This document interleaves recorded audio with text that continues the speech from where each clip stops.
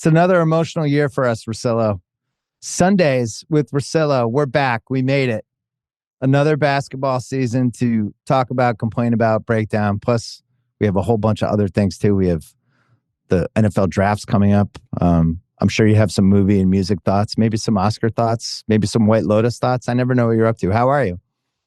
I'm great. A lot of reading, a lot of history, beginning of civilization. If you have any questions, we get to them maybe after the basketball.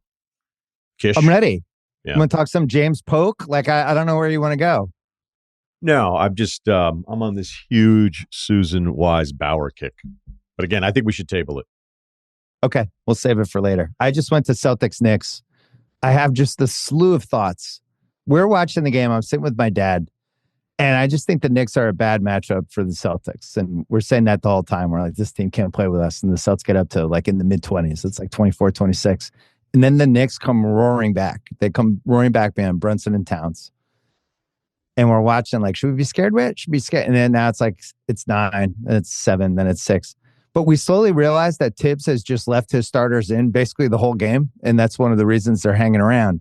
And my dad's freaking out. I'm like, no, there's no way. Towns isn't going to play like 46 minutes. Like we're fine. And then the Celtics end up finishing him up. Here's where I'll start with you. Does Tibbs know that the regular season, especially in the East, doesn't really matter, and that you just want to be one of the first 4 seeds, and that to put miles, like the miles that he put on some of his guys today, is insanity? I don't get it. I just don't understand it. He doesn't care. I mean, I'm sure he understands it. In the brief time that I had access to him, we were at ESPN together. He's so smart about basketball. Like, I think I left the room just going, do I know anything? He made you doubt yourself. Yeah, because, I mean, I've told the story before, but we were watching a game together, and then it was an inbounds. It was a simple inbounds play, and I just went, what? And then he ran through like 7 different things that you could do defending this inbound, and I just was like, Jesus. And look, this is what everybody says about him.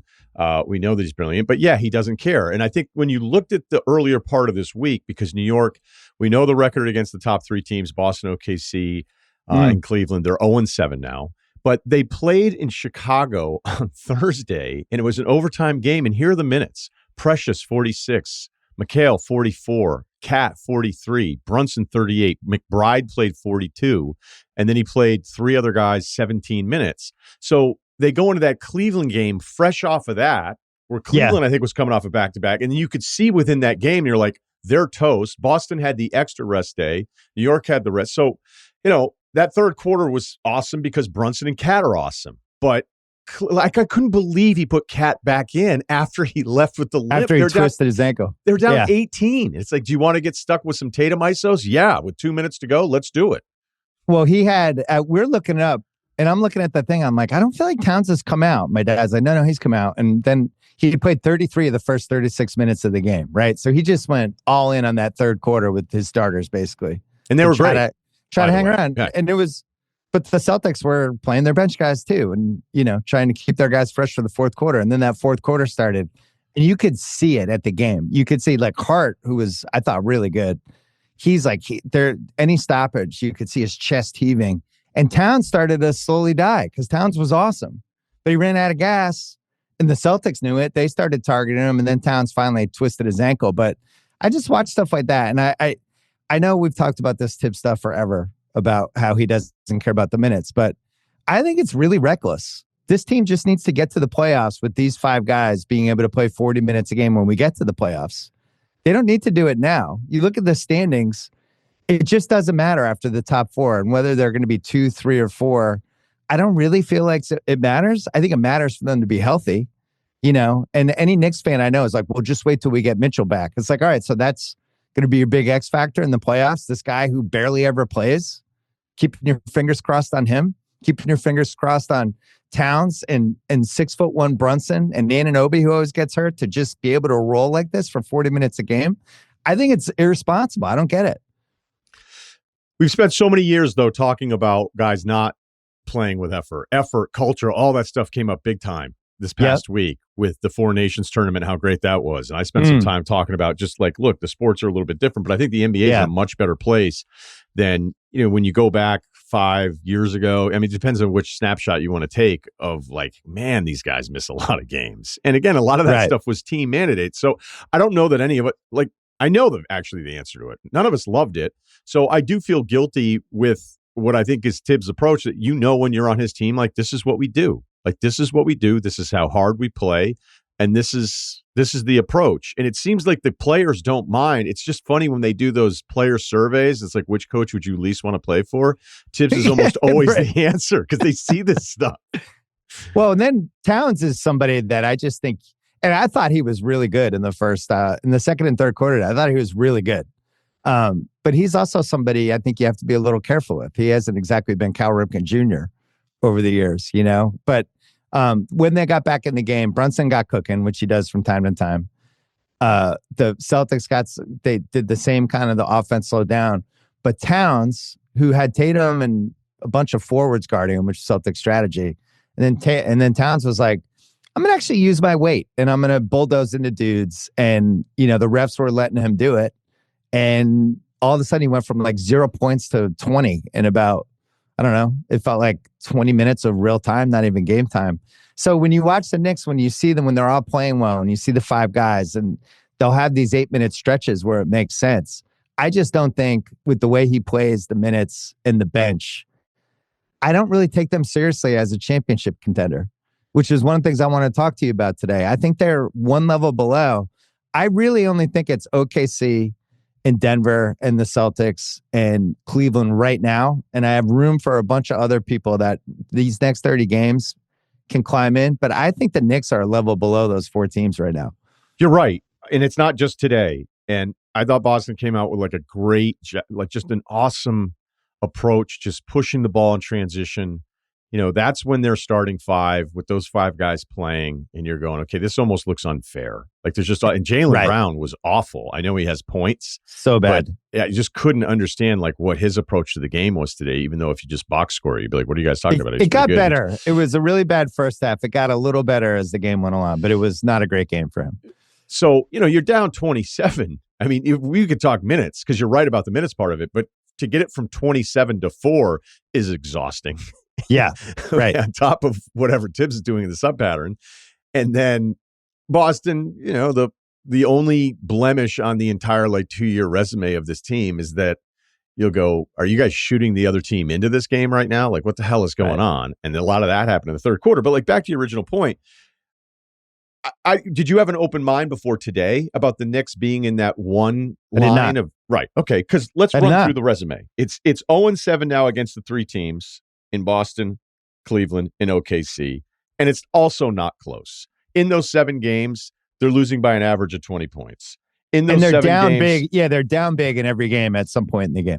These are blowout games, and they've allowed 125 points per game against those three teams in those 7 games. So the data I really enjoy them. I think they're fun. I can't wait to see what happens with them in the playoffs. But as great as Cat has been, you can see against big wings and what Tatum's looking for. Like Tatum had a couple, end of the first half, he had 2 switches into Cat where he drives right on him, right? Yeah. And I think one worked, one didn't. They weren't one was a really tough make, and the other was a decent look. And then that play at the very end when he hits the 3, he knew Cat was I don't want to run up because this guy's attacking the shit out of me. Yeah. And Tatum comes off the screen knowing he's pulling up because Cat is so far away from him. And that's just what they're going to do. And you're right. Maybe Mitchell Robinson helps. Of course, he'll help if he's healthy. But solving this seems like a massive ask of that guy. I think the Celtics are a very bad matchup for them.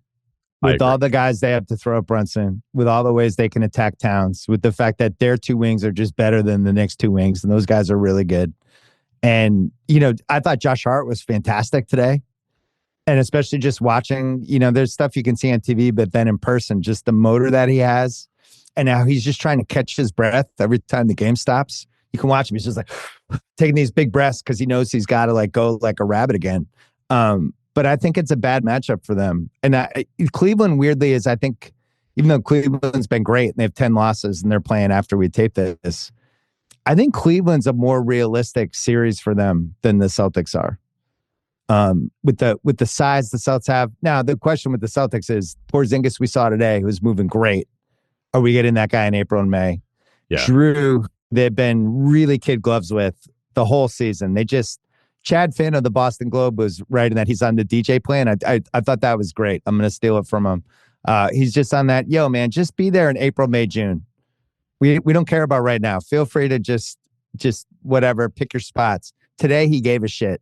When he gives a shit and Porzingis is healthy, this team is still, in my opinion, the best team in the league. I just don't know. Is that team going to be there in April and May? We'll see. They were so lucky with the injuries last year, and then facing a Dallas team that wasn't going to be able to exploit some of the weaknesses to the point where they didn't even really need Porzingis.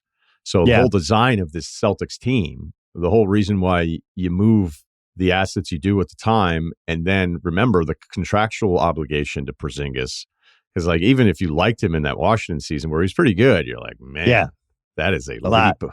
That's a leap of faith, but they had to do it to get him to opt out. So look, when they're right, that first quarter, you're right. Like, I don't know what it looked like in person, so I'll defer to you here. But that first quarter was just a nice little reminder. And they've been on a really good run here, by the way, too, after that weird 500 play stretch, which basically is going to happen to anybody in today's NBA. But that first quarter, I was like, man, is this nasty? And they just do a great job. And here's the most important stat. Like, I'll ask it.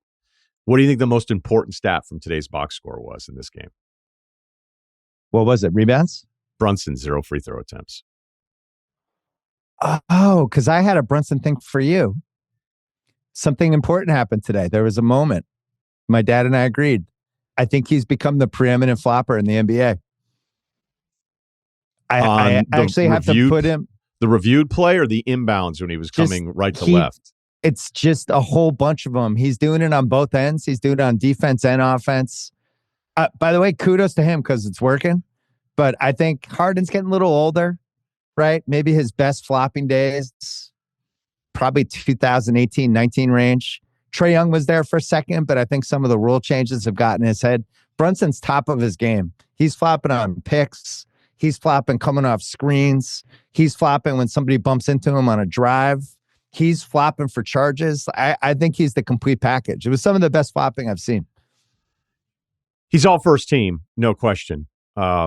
Yeah, maybe I'm premature. I mean, he's clearly in the running for MVP. Maybe I'm vaulting him up too high, but what I saw today, I was in awe. He didn't even get any free throws, though. I mean, this is a low free throw attempt game. I think at the end of the third quarter, there was 16 total, or I think Cornette then took a couple. So they were letting them play, especially on the Towns drives. They were letting them play. Yeah, but see, Towns, it's amazing how productive. I don't know if there's anything in the NBA that I dislike more from start to finish that's more productive than his drives. And I think they're better this year than they even were at Minnesota. Because like flinging them up, the Minnesota drives are like, what are you doing? And he's been so good. This is the perfect role for him because there's all these other guys. You can have a McHale game, you can have an OG game. Hart can go off. Brunson's still going to be the focal point of all this stuff. He's a stretch five, which I think is almost mandatory if you're trying to be a title contender. But we know their defensive numbers are not good. We know what they are against those other top teams. And today wasn't really close, man. It wasn't. Well, it's weird with Bridges and OG. I texted you during the game because one of my favorite Russillo jokes was Tobias Harris out there? Oh, no, he was out there for the last hour. Like, I always think of you anytime I'm watching a game and I'm like, oh, it's Mikal Bridges. I forgot he was playing. It's exciting. And then OG, but both of those guys had these really like quarter-long stretches where they might inbounds the ball and be like, oh, yeah, Bridges. There he is. They haven't figured out the same way the Celtics, I think, with White and Holiday, who can take a back seat because you have Tatum has the ball a lot. They'll run the plays for Porzingis. Jaylen Brown will have his first 5 minutes of the second quarter as my dad's just bitching in the stands the entire time about the shots. And White and Holiday have figured out how to kind of sneak in and out and get little fast break layups or get like threes in the corner. And they're always involved. And what I saw today and what I've seen on TV too is there's just games where Bridges and OG just aren't involved. Did it feel like it was anything that was happening to them? Or because like Brunson got off to a really slow start and then those guys go nuts. I mean, what was it? 38 points in the third quarter. They were throwing everything at Brunson. They were really disciplined. Because Brunson got Cornette a couple times, and then I thought there was another time where it was like the same movement where they're going to get Brunson down the left side, and they brought Tatum over as like a third defender. They Yeah. just were like, fine. So I thought there was these little moments in there that kind of back up what you're saying. So go ahead. Well, I was ready to almost lead the pod with Tatum. And then he had this really terrible stretch where I was like, this is still like the last hump for him, because the first half of that game, his two-way game, and you saw it in the Philly game too. And there's been and I feel like it's getting better as the year goes. His passing, it feels like he's going to be between 7 and 10 assists almost every game now when he's locked in. His rebounding and his Swiss Army knife stuff that he does on D, where he can guard basically everyone on the other team. I do feel like he's going up a level, but there's still that last piece where it's like he never has like the awesome 48-minute, oh my God, he blew my doors off game. It's like 3/4 of the 4. And I think that's the last level for him. If you want to be on that SGA Jokic level, you've got to do it for the whole 2.5 hours. And right now he's at about 1:45. Does that sound too nitpicky? No. No, my thing with Tatum has been pretty consistent, that as much as I loved him, and I think I appreciate him, that there was never going to be a time where like that guy's the best player in the world. Like that seems that seems like an impossible goal to accomplish. Would you agree with that? Are you hesitating? No, because sometimes when I watch him, when he's really going well, I feel like he's got all the pieces, but I don't, at this point, I think it would have happened. I think we would have had some sort of nudge where we would have had some crazy stretch, that all the greatest players have had, like what SGA just had, where SGA was just like, I'm just going to score 50 points a bunch of times now, and my team's just going to win every game. And it's just, that's the last, so he's like a level below. And that, all the MVP ballot stuff, the MVP is basically done. It's the top 2 guys. But I think he's been the 3rd best guy in the league this year. I would put him against Giannis. I would pick Tatum. I think he's had a bigger impact on a winning team. I know his team's been a little bit better, but the durability thing is the piece with him that I just think he doesn't get credit for. He fucking plays. Yeah, look, this is the most I've ever appreciated him. Me too. His passing, the way he beasts guys, like a team. The other day, we were just kind of like bullshitting because Goldsberry and I had done constructing our most complimentary starting 5 of today's players, right? Yeah. And I put Tatum on it because I felt like he provides so much. I mean, he's basically playing point guard at this size. Right. And I don't know that gets talked about a lot nationally. And guarding Towns on the other end. Like that, right. There's nobody in the league doing that other than him, basically. Right, which is what he did in the NBA Finals. Now, granted, the game's different, so it's not like he's down in the post against Moses Malone for 40 post-ups a game, but he was a center on defense, and he's playing point guard. And, maybe somebody else brings the ball up, but then they bring it back to him, and it's this decision-making. And so, maybe there's some output stuff that doesn't line up with the SGAs or the nights where Ant goes fucking crazy, which is just so much fun to watch. Like Ant having one of those nights is probably still my favorite thing, other than just a reminiscent Curry flamethrower game. And yeah. Honestly, I would tell you like there's certain moments with Ant that I probably still like more than any other single player in the league. But Tatum just has more options around him. I still would say Boston at its peak has more options offensively than even Oklahoma City does. I don't know that there would be much of an argument there. So even though you're not getting that peak output that would maybe put him in the belt conversation, I am so happy with his approach that I'll take this. His assist ratio on the advanced stuff has never been better. A lot of the advanced metrics are like peak for him, but there's also, it's not just a counting thing. It's not even the metrics. There's just an eye test thing with him where how steady he is. Like he had a baseline drive on OG where he went right into him and moved him off the spot and got the free throws. And I'm like, how many other guys 20 plus feet away would have the balls to drive at OG and look like the stronger player?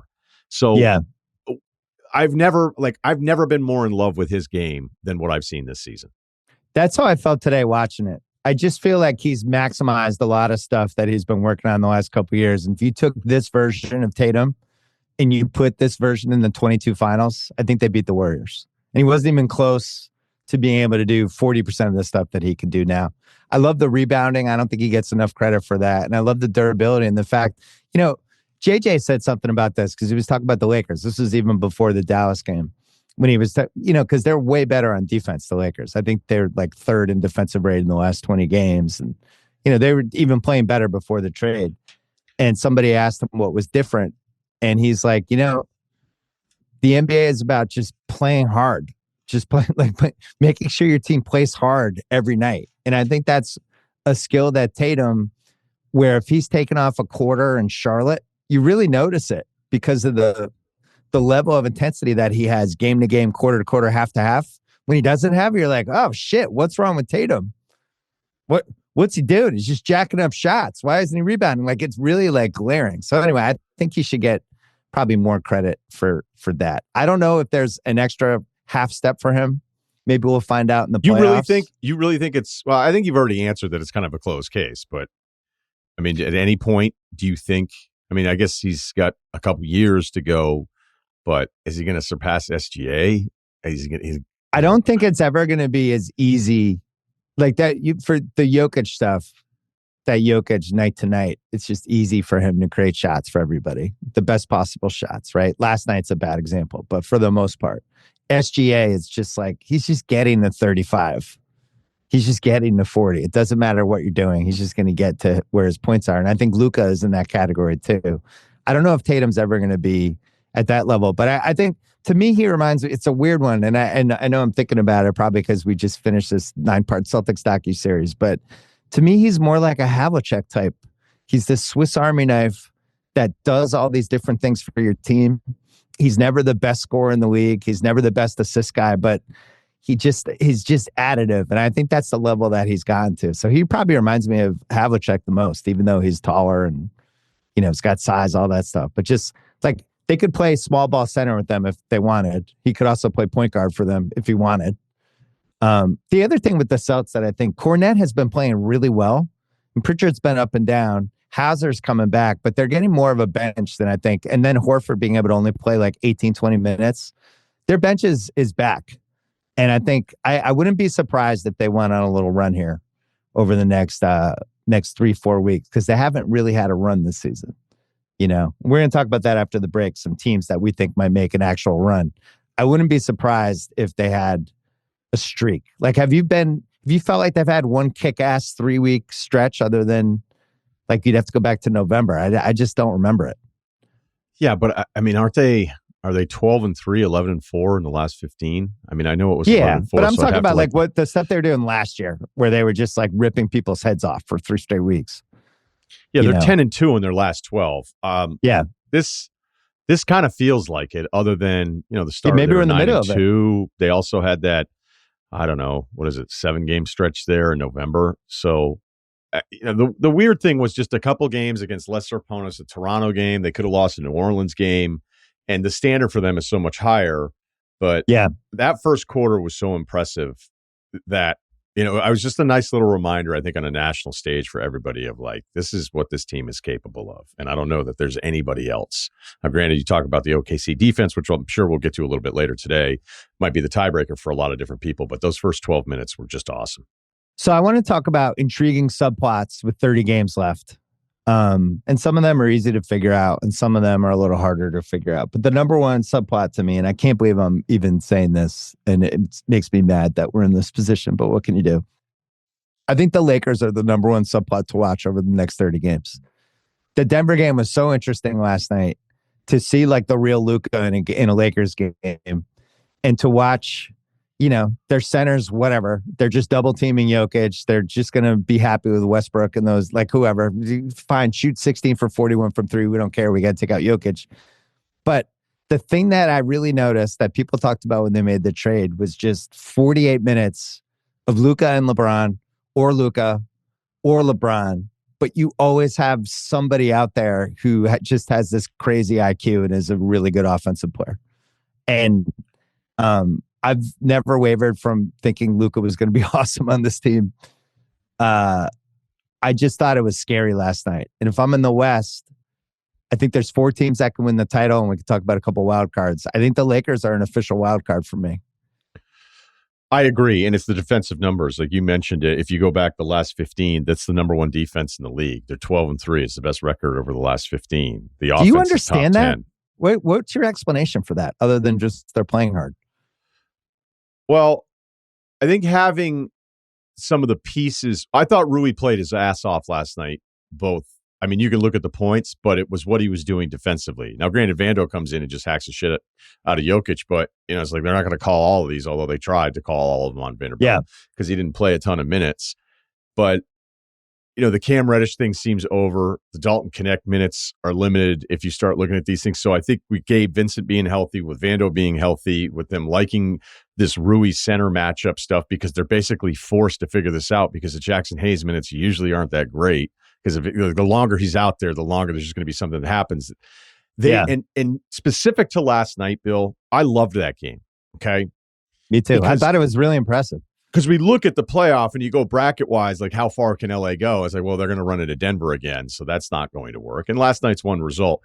But I thought this coaching staff showed the difference, where it's always about the roster for me. But there are little times like Kenny Atkinson this year with Cleveland, like clearly there's something better with his approach to basketball.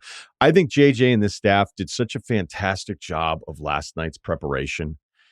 The possessions, when you really looked at what they were doing, there's these non-spacing lineups that Denver runs out there outside of Jokic, where the Lakers are like, if this is what you're going to run out, like, we are not going to pay attention to Aaron Gordon. We're not going to care about Westbrook. They had a play, and I'll finish here, but LeBron was on Jokic kind of in the paint, left side.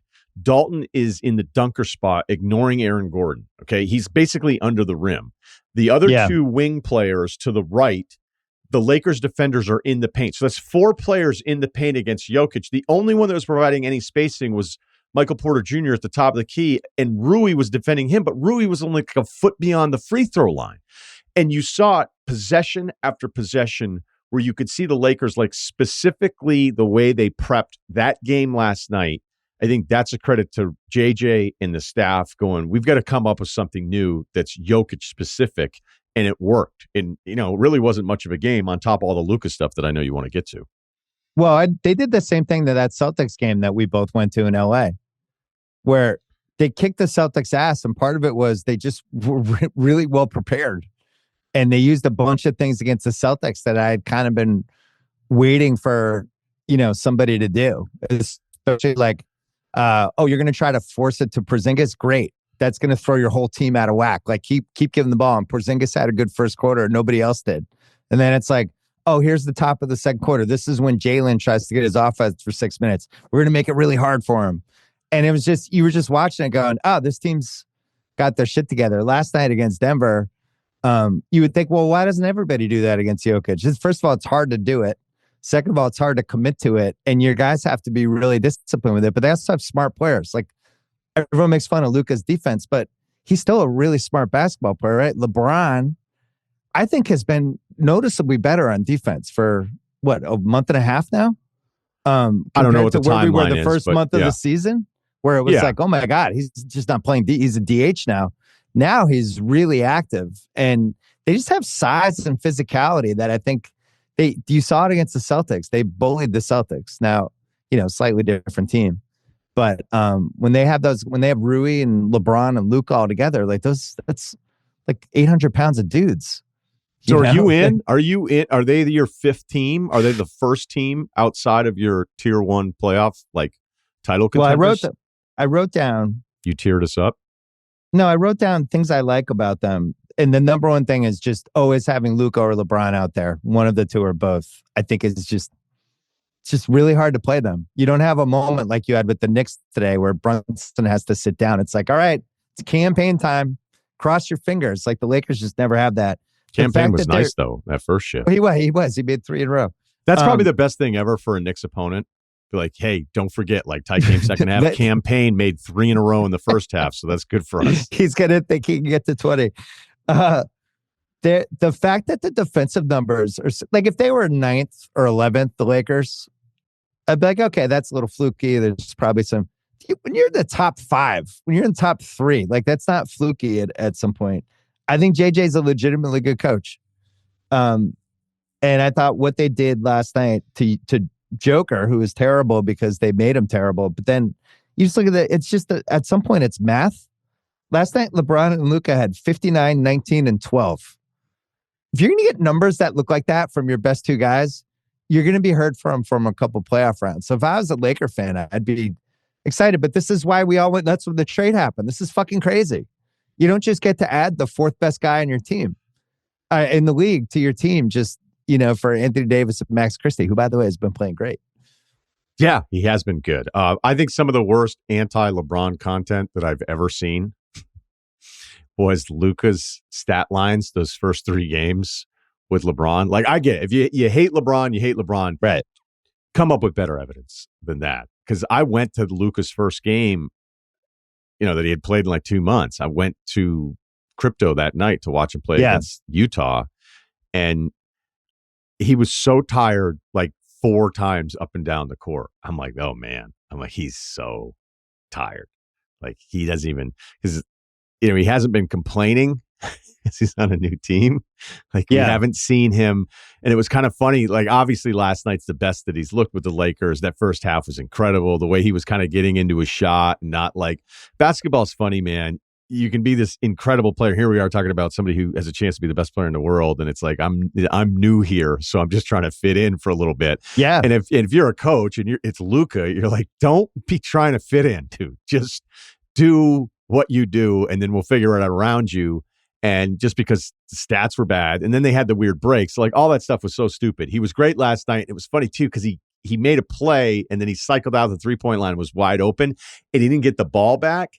And it's the first time I've seen him pissed with the Lakers, and he put his hands up like, you idiots. Like, what are you doing? Right. And I'm going, this is great.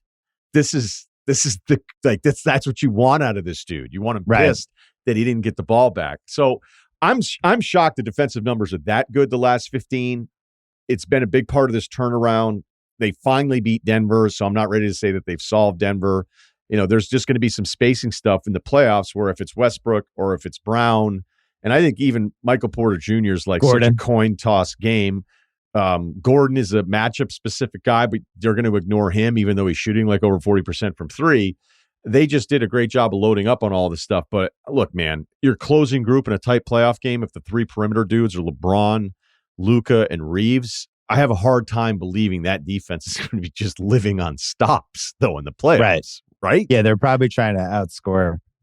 The Luka dialogue was, I feel like a lot of the sports dialogue is just getting worse because it's just this quick rush to whatever judgment. He could have one bad game, his first Laker game, and everyone's like, oh my God, this is why the Mavs traded him. And nobody thinks of the human element of this guy thought he was going to be the next Dirk Nowitzki in Dallas.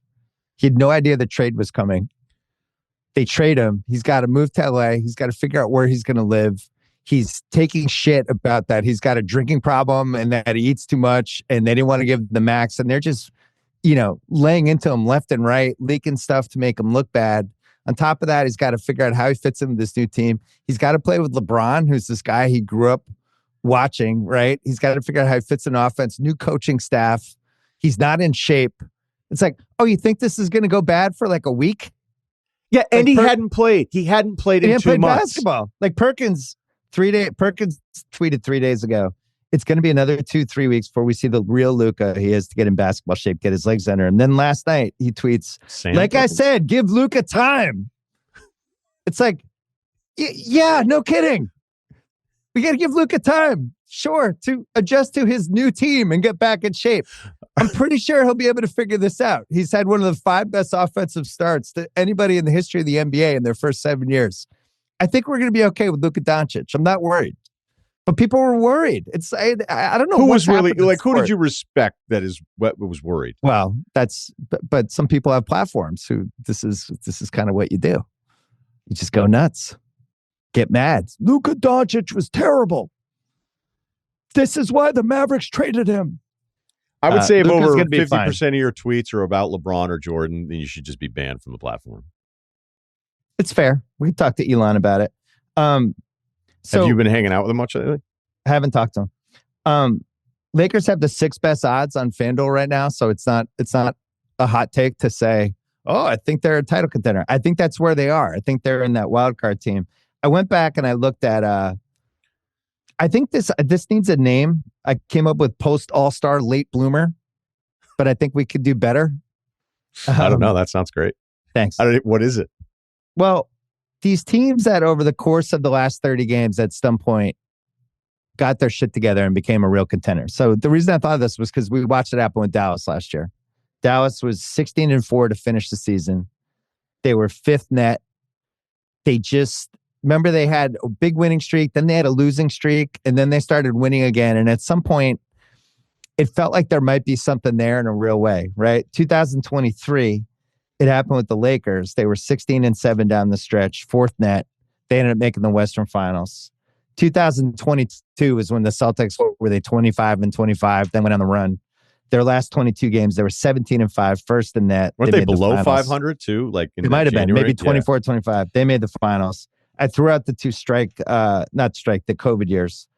And then in 2019, Portland finished the last 25, 19-6, fourth net, and they made the Western Finals. So there is a team, there's a track record of a team we didn't think was in the top 3 or top 4 moves up there. And for me, it's either the Lakers or Golden State. And we're taping this right now as Golden State's playing and they're beating up on Dallas. But those would be my two picks: Golden State or the Lakers. And I'd probably lean Lakers because of Luka and the talent. Who would you have? It feels like the Knicks are on the Lakers line of this, though, right? That's fair.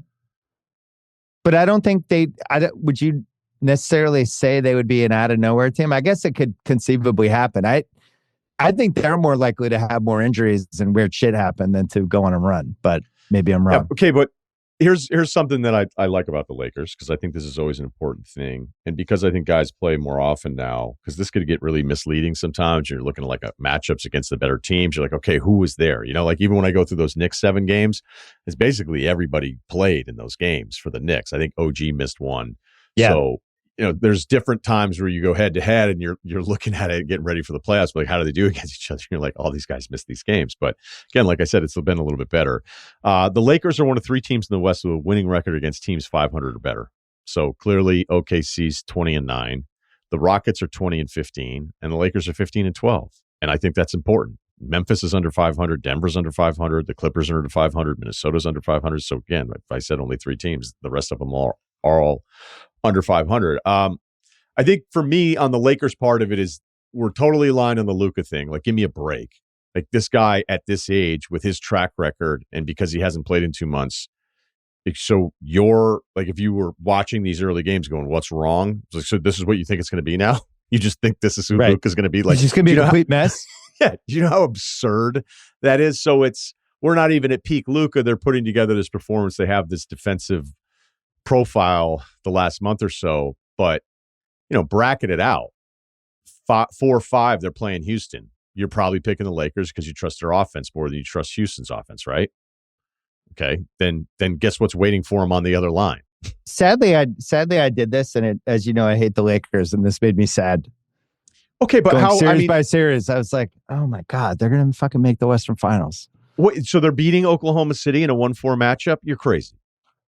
Oh, no, I'm just saying there's a scenario with these brackets where if they're not 4-5, if they can somehow avoid OKC to the Western Finals, right? And then you think they're going to beat Oklahoma City? Well, so they would have to get to 2 or 3. Okay, all right. I think so is fine, completely reasonable. Right now, they're 34-21. Memphis is 37-19, and Denver's 37-20. I think they have to leapfrog. I don't think they'd want to play OKC, but I also wouldn't blindly pick OKC against Luka and LeBron either. Would you? I mean, I would pick them to win, but I wouldn't be like, I wouldn't be like, oh, lock it in, write it in marker that OKC is 100% winning. I'd be a little nervous. Well, I want to see more of the Chet stuff, but defensively, the Chet stuff has been really good. So, yeah, it's not the same as the Luka thing, but I mean, we're looking at Chet missing 3 months and then trying to come back. He's not taking a ton of shots. Like, I can't wait to see what that guy looks like and what this team looks like. So there's just, look, they still have a massive issue with certain matchups with bigs. And normally I would say, what are you going to do against Jokic? Like, do you really think you're going to survive 7 games against, like, Rui was great last night, but let's not lose our minds about who this team is. I still have Denver and OKC in the Western Finals. But I think if you start thinking about series by series, game by game, this Lakers team is scary, especially with the fact that they're actually well coached, right? And they're a matchup team. I think they're a team that could win on the road in a game 7, right? How many teams could actually go on the road and win a game 7? It's not the longest possible list. This is a team that would not be afraid to go on the road. I think the Vincent thing is important for them too, because that's a guy who they signed who's been banged up or sucked for a year and a half.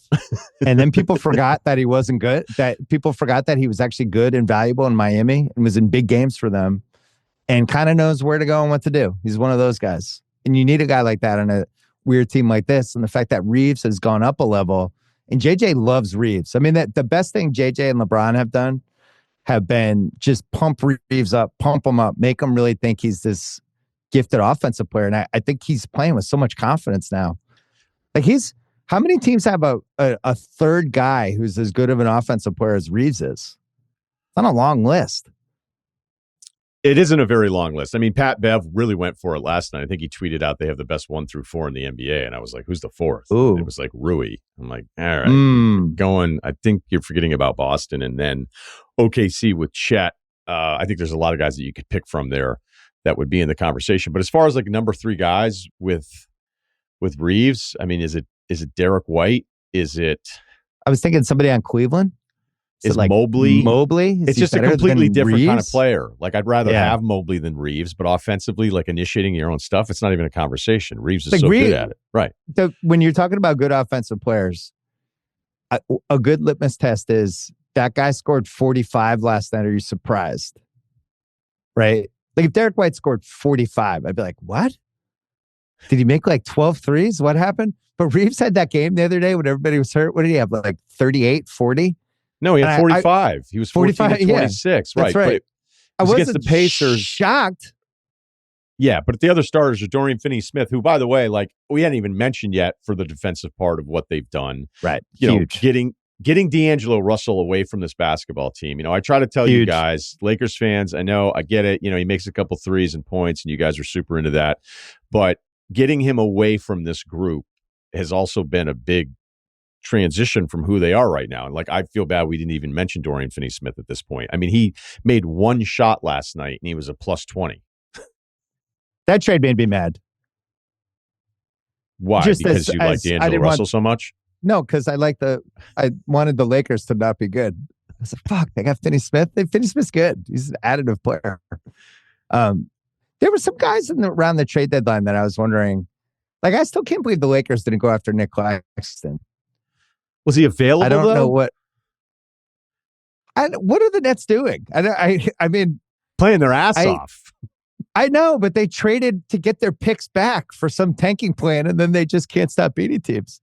I know. I just don't think Philly was ready for the Keon Johnson Watford 2-man game to close. They had no scouting report on that. Watford was like, I gotta get this video to the scouts. I tried to turn that game off like 4 different times last night. Yeah, you couldn't. I hate watching the Sixers play basketball. Yeah. They are disgusting.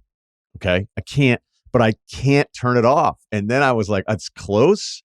And I'm like, look at Brooklyn. Look at this team. No, they can't stop. They're ahead of them. They're ahead of them in the standings in the East. That flipped it. In that Philly game, they had a couple moments where they blew the lead and were like, all right, valiant effort. And then like, somebody else would hit a 3 and then all of a sudden they'd be winning again. Whatever Philly is doing to Embiid is one of the weirdest subplots of not just the year, but the decade. I have no idea why he's playing. And he looks miserable. He's falling down, I think, twice as much as he's ever fallen down. Looks like he's legitimately hurt. What's his F per 100? Do you know? I think this is the highest the last couple of weeks. He's just, he had that play. Yeah. When he ran in to contest the play in the corner and just kind of went into the third row, he couldn't stop. It's pretty brutal. So the case for Golden State, really quick, to be the late bloomer, is just the combo of Jimmy. I don't know what it is about Steph. It would be the greatest feature somebody wrote, but it just seems like everybody that passes through Steph's life, they turn into Gandhi for like the first 3 weeks. Like the way they talk about him, it's just like this religious experience to be Steph's teammate. And Jimmy is like so happy. Like there was that clip of him diagramming plays in the huddle. This is a guy who was just sitting next to the water cooler the last 3 months of the Miami season. And now he's like, Draymond, come here. I have an idea for a high screen. And he's just so invigorated. And I think they're legitimately dangerous looking at their schedule. And they're beating Dallas today as we're taping, but they got Charlotte. Orlando's a mess. At Philly, great. At Charlotte, at Knicks, at Nets. And then they have a 7-game homestand against Detroit, Portland, Sacramento, Knicks, Denver, Milwaukee, Toronto. Like, it's a team that could go on like a 12-2 run, and I wouldn't be surprised. So that would be the other one I'm kind of looking at. I guess the thing to watch is whether Curry can go up a level again or not, because we haven't seen it this year from him. His life looks a lot easier having somebody like Jimmy Butler out there. That's the thing. And the shooting numbers would back it up. The 3-point shooting would back it up. Even watching the beginning of today's game, even though it wasn't just super aggressive, like having Butler just be somebody else that people are worried about. And of course, they ran some other play where it's like Curry's the lead block on the cut, so everybody freaks out, and then Butler kind of slips a screen, and then he's the second cutter behind it, and he's wide open in a way that, you know, he's probably like, this must be, I just can't imagine playing basketball for a living and then getting the chance. Like, no wonder everybody's in a good mood. So like, this is what happens. Like when he moves, all of this other shit happens. And then now my life is like this much easier. Although I do have to point out on a couple broadcasts, like our memories can't be this short. Like Butler has a nice game. He's super aggressive. I mean, he was taking 10 shots a game for Miami. It was the lowest field goal attempts not going per the foul game. line at all. Yeah. No, he was actually still was like not. He's one of the most like hyper free throw rate guys in the league because he pump fakes at the rim and guys just go for it all the time. So like if you played him in a series, you go, you guys got to stay down against him. Now he's shooting a million free throws, but he's just more aggressive now. You can tell he's taking 13 shots a game. Again, the shot count goes down because he's taking so many free throws, right? But he, for all the stuff that he talked about in Miami, like they took my joy from me. Like he broke up with a quarterback. You're just going like, we just saw this guy destroy his value around the league, and he makes a couple cuts and hits some free throws, and it's like, man, Golden State, like, you know, it's like everybody's Golden State's probably still scared to death of like what the long-term thing could be here, but in the short term, it's awesome to see, you know, some of these possessions late in games where you could just see Steph being like, I'm running around, I get the ball, I'm trapped, I throw it to somebody else, and I don't even really want to take some of these shots. And then you have people being like, oh, his shooting is dipping. It's like, well, no shit. So I think his life is just going to be a lot easier now. I still don't even think they're in the Lakers class, though. Are they? You have them in the Lakers class? I don't know. I want to watch it for a couple weeks because, like Butler, he's averaging almost 10 free throws a game for Golden State. As we're taping this, they're beating Dallas by 20, and he's already 6 for 6. He's plus 24 in the game. But watching the way he's playing with these guys, it's weird. It reminded me of when Moss got to the 2007 Pats and was just like so delighted to be in a real offense with Brady. And he was just like skipping around, right? And just so happy and had so much space and knew that if he was going to do whatever, the ball was going to be there. And Butler, watching the space that he has, but also the connection he has with Draymond, I wasn't prepared for. I wish we were watching the game right now. But the high IQ thing he has with Draymond, I think, has been fun to watch, where he's posting up and Draymond's at the top. They're playing this weird 2-man game, but everybody's so scared of the Curry shooting. I'm not counting this team out. It reminds me a bit of like when Brian Heidick was cast as the pool guy in Melrose Place, and he was like, "Look, I'm just happy to be here." Who is it? Brian who? Heidick. Who's that? I think he played Brian Heidick. Yeah, he played the pool guy in Melrose Place. It just reminds me a lot of that. Pool guy in Melrose Place? I feel like you're making this up. Google it. Right, Heidick. So is there anybody else you would put on the late bloomer list?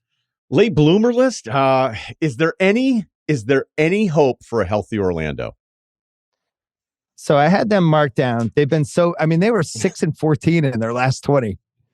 So there's only their only offense way to go in their last month. They're the third or fourth worst offense in the NBA. And boy, when it's bad on offense for the Magic, I'm surprised it was that high that they were only 27.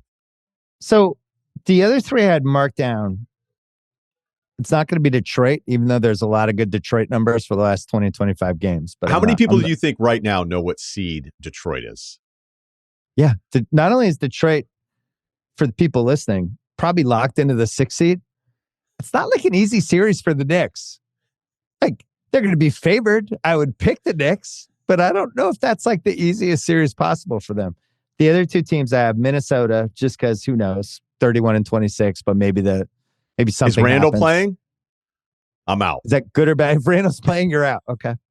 And then the only other one, I mean, Dallas, I guess we have to watch. But the only other one I was thinking was the Clippers. If there's like a long, healthy Kawhi stretch, a Bogdanovich resurgence, they're really well coached like the Lakers. And, could something blossom with them in March? I wouldn't rule it out. All right, more 30 games left subplots. So your pick would be the Lakers. I think I agree with you, but I have Golden State a little closer to them than you do for a possible late bloomer. Anybody else? Well, I'm glad. I don't think we spent enough time on Minnesota because I think we did 10 seconds on it. And I know they lost in the Houston game. That was just kind of a frustrating game. They didn't have Rudy, but that, sometimes does that play to their strength now when you look at some of the declining Rudy stuff, but then that also means Houston can go small because even Houston against Utah last night, they lost because they were just like Utah's size bothered Houston. And granted, Houston's kind of rotating some guys in and out, so they're not playing with like the full cast of guys. So look, sometimes you're just going to lose to Utah when George decides to go all first team NBA. But let's just say, okay, open to the idea. Like I feel a little bit better about Minnesota maybe than I did because in the beginning of the year when it was frustrating, it was like this team's healthy and these other teams are hurt and they're losing to these teams. But there's just a Randall stretch here where it's like, man, they might just be better without this guy. And they haven't had DiVincenzo for a month either. You're going to go might for that? They are. I just think they're unquestionably better when he's not out there for them. I don't know. I've been watching basketball my whole life. It's just he screws up the spacing. He's might be a good player on other teams. For that team, he does not make sense to me. He's good for 20, and it's like, okay, but there's just a lot of other stuff that we need from him. So here's what I don't love with Minnesota. Okay, give it to me. As you know, I'm on the Ant bandwagon. There's been a lot of really high volume field goal games for him. Yeah. That I can't really explain. Like even if you just go in January and February this year, he had a 31 shot game, he had a 29 shot game, 25, 28. So just the last 2 weeks, 28, 25, 28, 33, 18, 32.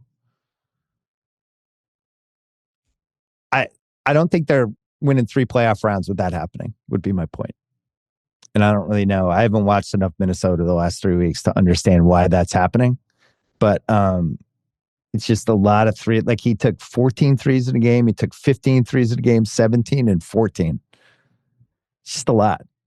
And then I look at the free throws. Like in one game, he had 28. They won by 19. He had 28 shots and 18 free throws, 25 shots and 15 free throws. It's a lot of Ant.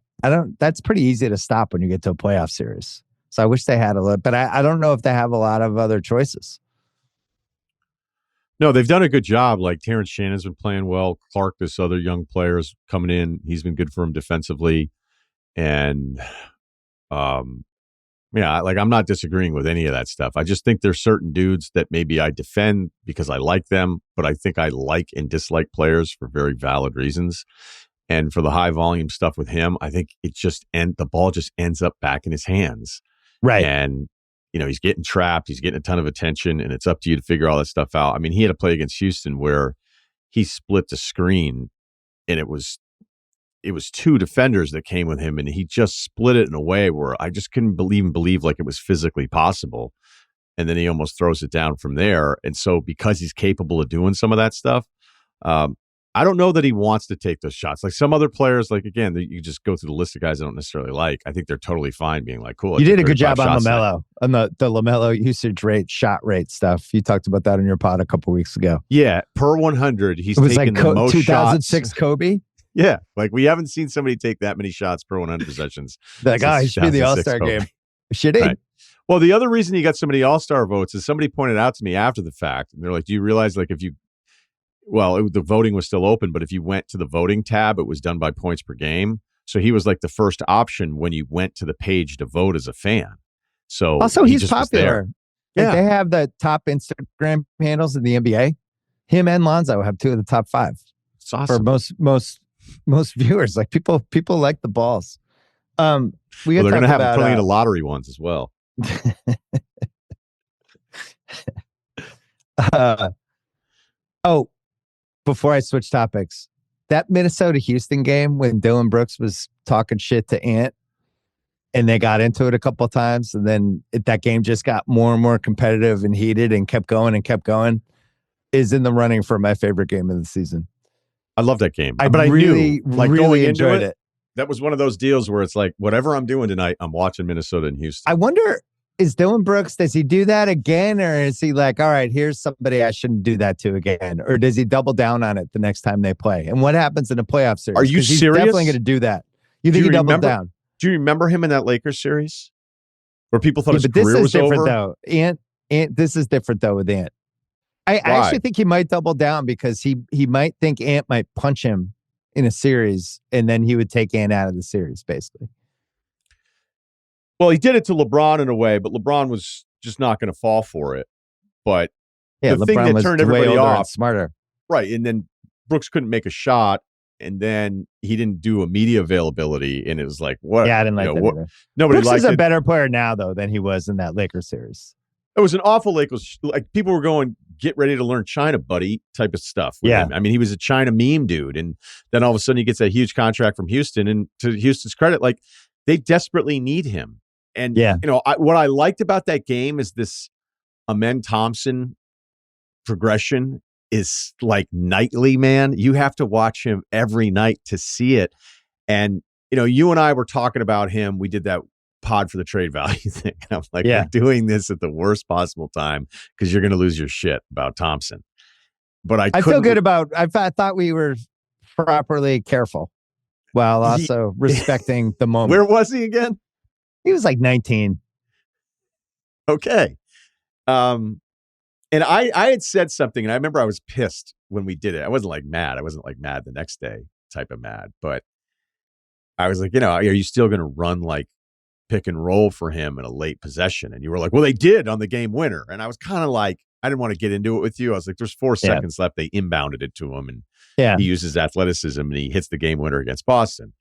The stuff he was doing against Minnesota and even some stuff that I saw last night against Utah, like the drive and kick stuff that he's showing now. And there was granted, we know he can't shoot yet, which is the funniest thing about how much we all love watching him play. Is like, the joke is he's not even good yet.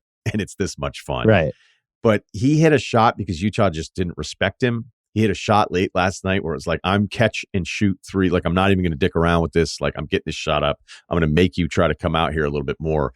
There's more and more ball handling with him where they trust him, where there could be this Amen Thompson reward of these Van Vliet minutes as like disrupted as they can be, because clearly they need him to organize them on offense, even though they have all these clutch wins, but all their clutch numbers stink, which is one of the weirdest stat profiles. Well, they have nobody who can create a good shot. That's why with Thompson, it's like at least when he's driving to the basket and he kind of doesn't know where he's going or what's going to happen, but he always goes by whoever's guarding him. But he kind of does know that, like, there were these kickouts in that Minnesota game where it was a very clear, like, when he takes off, he's going, if I don't have this, I know where to kick it out. And it's also just awesome having Jabari back as, the stretch option, because, it gives you some more flexibility with Şengün. Because I'll admit, there's some, as I can't say it, some Şengün nights where I'm like, what's up with him? Are you there at all with that? Just feels like he's, depending on the matchup, he's kind of one of those guys. Yeah, and Adams at this point is kind of like, do you know how old Steven Adams is?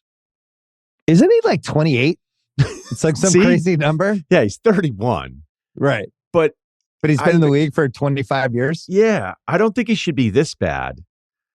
So having Jabari back is really important for them. So look, I mean, none of this was. That's one of those where they could have probably flipped Steven Adams and one of the 90 picks they have to get Capella or somebody who could actually play a little bit more for them. I had them on my list for subplots for the last 30 games because they're 3-8 in their last 11, 18th in net. They've dropped to 35 and 21 for the season, and they're a 5 seed right now. But like, if I'm Golden State and I'm 5 losses back from them with a bunch of time left, I feel like I can catch them, because I thought Houston was overachieving with some of the stuff that was happening to them the first 2 months. The league, their conference is getting better. Clippers are better. The Lakers are better. The Warriors are better. And I don't know if they're going to stay in the top 6. That would be my pick to drop out. What do you think? I was looking at some of that schedule stuff in the expanded schedule, where if you look at games against teams 500 or more, which we've already gone through in the record stuff, but Denver's played 26 games against teams with that, and Houston's played 35. So scheduling-wise, they've been a little unlucky. But then when you look at the remaining schedule stuff, I mean, it's the top 3 most difficult remaining schedules. It's Phoenix, Denver, and LA. Houston's like down at 18. So it should, because of that number and the record I told you about, it should even out. Like, I can't wait to see what LA does. Yeah. Tari missed the game. So, I'm not putting a ton into the Utah loss. I put way more into the Minnesota win. Because that's one of the subplots that's left, is who are the 10 teams going to be? And more importantly, who are the play-in teams going to be? And then how can you avoid that 8 spot where you have to play OKC in round 1, which would just suck no matter who you are? It does feel like Phoenix is going to drop out, and we should talk to them. We'll talk about them. They're 27-29. They have 3 more wins than your Portland Trailblazers, your favorite team. They're 6-9 in their last 15. They're 19th in net. I know you talked to Goldsberry about this on your pod on Friday, but I sat at that game with Goldsberry, and the Suns were absolutely alarming in person. Give it to us. There's no other word than body language, Bill. Oh my God. I mean, we were pretty close to the bench, so I could really watch it. They weren't talking to each other. You judge certain things, like how many guys get up after a big play on the bench. What are guys doing during timeouts? What happens when a star player walks by his coach? Does he acknowledge him? Does he talk to him? Does he just kind of stomp by? Does one of the star players yell at the coach? Well, KD yelled at Bud twice during that game.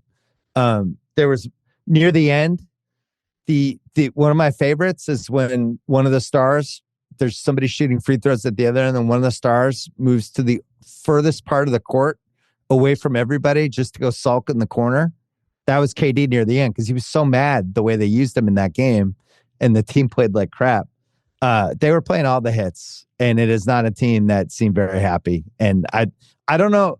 I actually we were talking, and it was like, I don't think Bud was trying to get fired, but it was the kind of coaching where you were like, if that guy's trying to get fired, I would point back to that game where it's like, you're just leaving Grayson Allen out there for the entire crunch time and get killed by De'Aaron Fox. It was weird. It was a team that was not on the same page in any respect, and seemed unhappy. That was my takeaway leaving. For 2.5 hours, an unhappy team. Yeah, it's not Bud's fault that people can't come over to help on cuts. And Durant had a bunch of those. Swiping late, out of position. And if you don't believe me, I think Van Gundy was on the broadcast of that one too, being like, what? It was tough. What are you doing? And, Durant puts up these numbers, but I mean, there's some stuff here. And look, the worst thing Durant did was tweet that the NHL has loyalty and doesn't trade its players, which is still one of the dumbest tweets I've ever seen. Did he do that? When was that? Yeah. It was during the whole stretch where it's like, why don't you watch something else? And you're like, all right, dude. Not great. When you look at their whole thing here, I don't know, like rebound is usually a number where you see like rebounding decline. It kind of speaks to effort and all that kind of stuff. I mean, he's under 5 rebounds a game in February. The crazy thing is, like, some of the other numbers are nuts because the guy can't miss a shot right now. The shooting splits are incredible. Free throw attempts are down the last couple months. So, I don't know if this is part of this little decline here with him, but like he still gets his numbers because the guy is so brilliant offensively. But like, it's kind of up to you, man. It's kind of up to you to be a part of the solution here. And they've tried some different things, and they're just not very good, even when they're winning what games. They unfortunately tried to do was they tried to trade him and didn't tell him, and I think that was the death knell. Because but the way the NBA works, I don't think he's wanted to be there, man. Going back to last summer, you think though this whole season you don't think you want to be there? No, I don't think. I think there was pretty strong indications that if he could have gotten his preference to go somewhere else this summer, he would have done it. Interesting. You don't think so? You didn't hear? I don't know. Well, I never know what to believe with Durant stuff, but I'd always heard that he likes Phoenix. But I think it was a pretty unusual move by them to shop him around quietly with the don't tell anyone. in a league where somebody's immediately going to tell somebody, and that's how they found out. I just thought that was the kind of thing you do when you're trying to burn the relationship. Well, Luka never found out.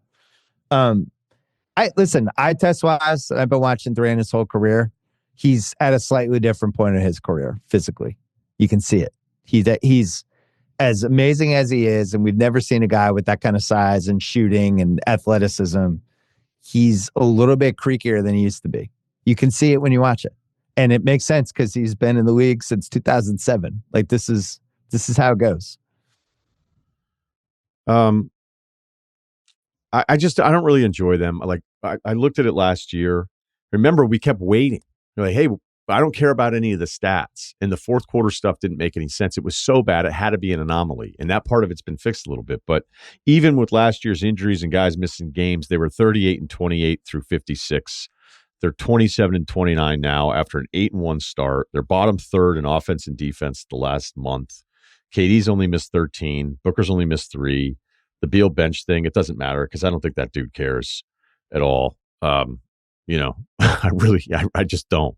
So they're just, they needed those 3 guys to be just top level, not to sound like a soccer analyst, and they've rarely gotten that.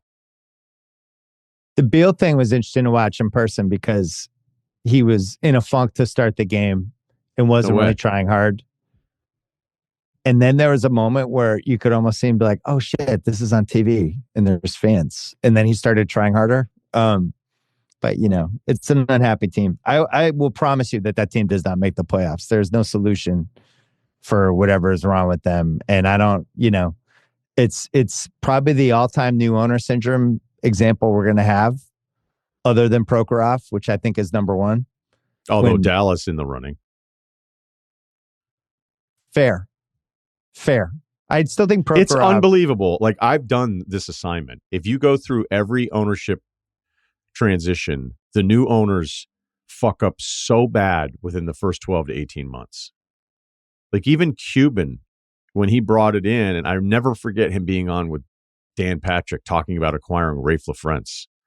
And I remember thinking, like, what the hell is he doing? And then Cuban's just so good. After 10 minutes with Dan Patrick, I was like, oh, I guess getting Rafe LaFrentz is a good idea. Well, think about it. If we bought the Pelicans, would we just keep the roster intact for a year, or would we just be going out to dinner every night trying to figure out what our first trade was going to be? I feel like they would be the latter. I would be so determined if I owned a team to not screw up in the first 18 months. I would just be like, say no to everything. So I think Prokhorov was worse than the Luka trade, and here's why. Because the Luka trade, as ridiculous and absurd as it was, and it's going to go down as one of the worst trades in the history of the league, and maybe in the history of sports. So putting that aside, at least there was a strategy in place that I genuinely think they believed. The strategy was insane. It makes no sense. It made no sense when it happened. It's indefensible. But they had a plan and a strategy. Prokhorov, his plan was, let's spend as much money as possible and do whatever it takes. I don't care about picks. Let's keep going. And then it didn't work for a year, and he was like, I'm out. No more money. I'm not spending anything. And he just zagged the other way, but now they had no more picks left. I just don't feel like anyone's ever going to top that. 2 strategies that one was worse than the other, and in the span of 2 years. And he just demolished basketball in Brooklyn for no reason. Well, the fact that he changed course so quickly after he'd already started, like, it's like digging a hole for a house and going, you know what, it should be over here now. You can't. I mean, even then, eventually you'd have a house at the end of it. So it's like digging a hole for a street. It wasn't even one house. It was like 9 houses. Which way do you want these highways going? North, south? Wait, I didn't realize the sun came that way. I'm out. Let's not do this. Just sell the lots.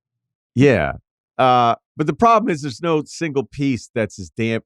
I mean, I guess you could get into the Tatum and the draft picks and all that kind of stuff, but they weren't, like, Tatum wasn't playing for that franchise and having everybody fall in love with him over the course of 7 years. The way, like, the reaction, like, I saw a quote the other day on the Luka trade where somebody had said, we had underestimated the reaction to this. Multiple people said that. What did you think was going to happen? And it just sucks even worse because AD gets hurt immediately. But the other thing that I love too about this, and I'm going to make this joke throughout the rest of my career, is this stupid fucking timeline people do and talk about and how married they are to the age timeline of NBA rosters.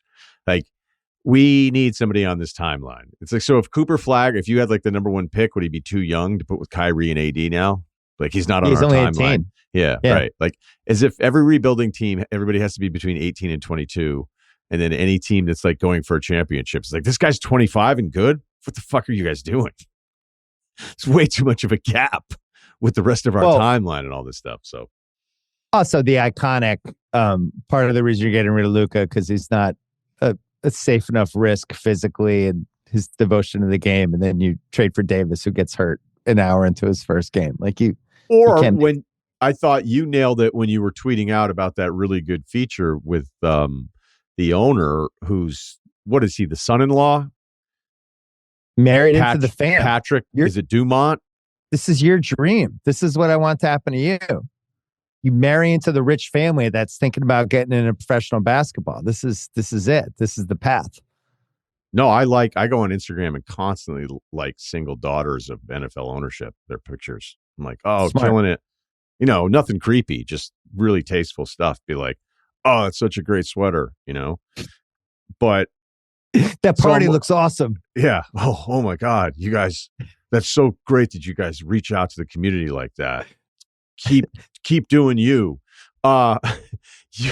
He went through all of these players, like clearly like Nico had gotten to Patrick. It was like, basically, to be on brand here, the messaging should be like, we here at the Dallas Mavericks want people that are fully committed. And clearly, like, look, it's no secret on the Luka thing, he wasn't committed enough. I'm not going to make the argument that he was and was misunderstood, but you can't then run through all the list of players and be like, you know, Kobe and Shaq, when Shaq himself would admit that I could have done a better job. And that was the whole reason of the Kobe Shaq divorce, is that Kobe, you know, Phil's line to him being like, your 10 is unattainable for everybody else. Your 10 is their 7, and they don't understand that there's a higher number.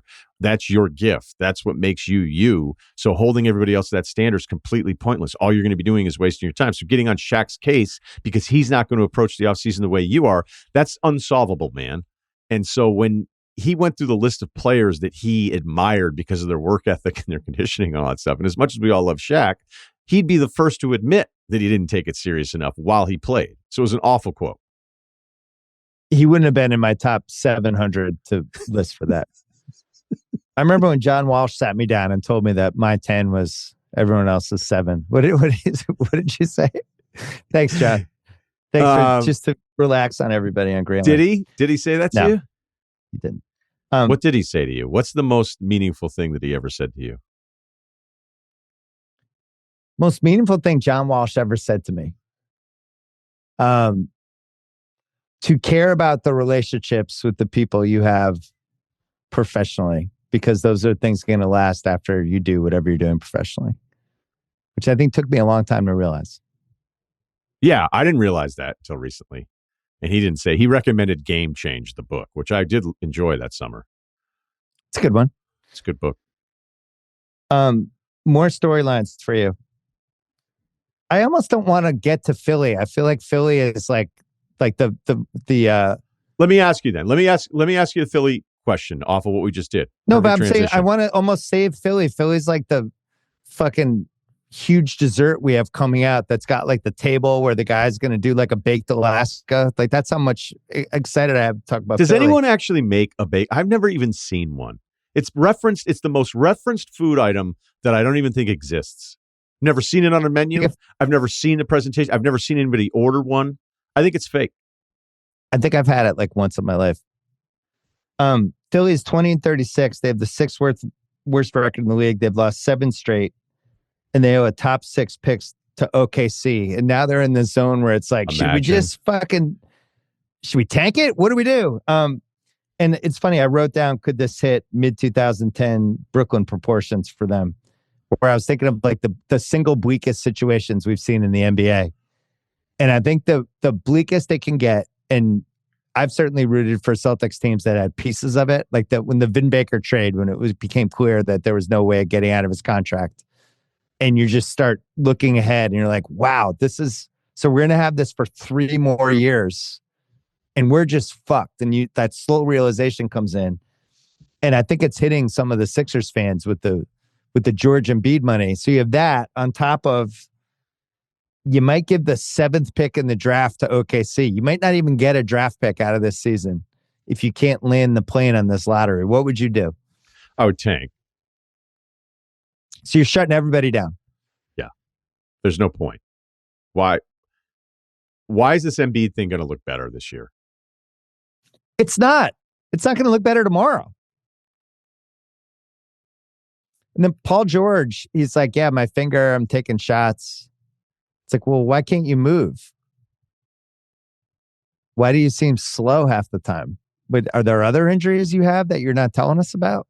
If I were a CEO of a company and I wanted to short my own stock, but I couldn't just say it outright, I would hire Paul George to run PR. What are they doing over there?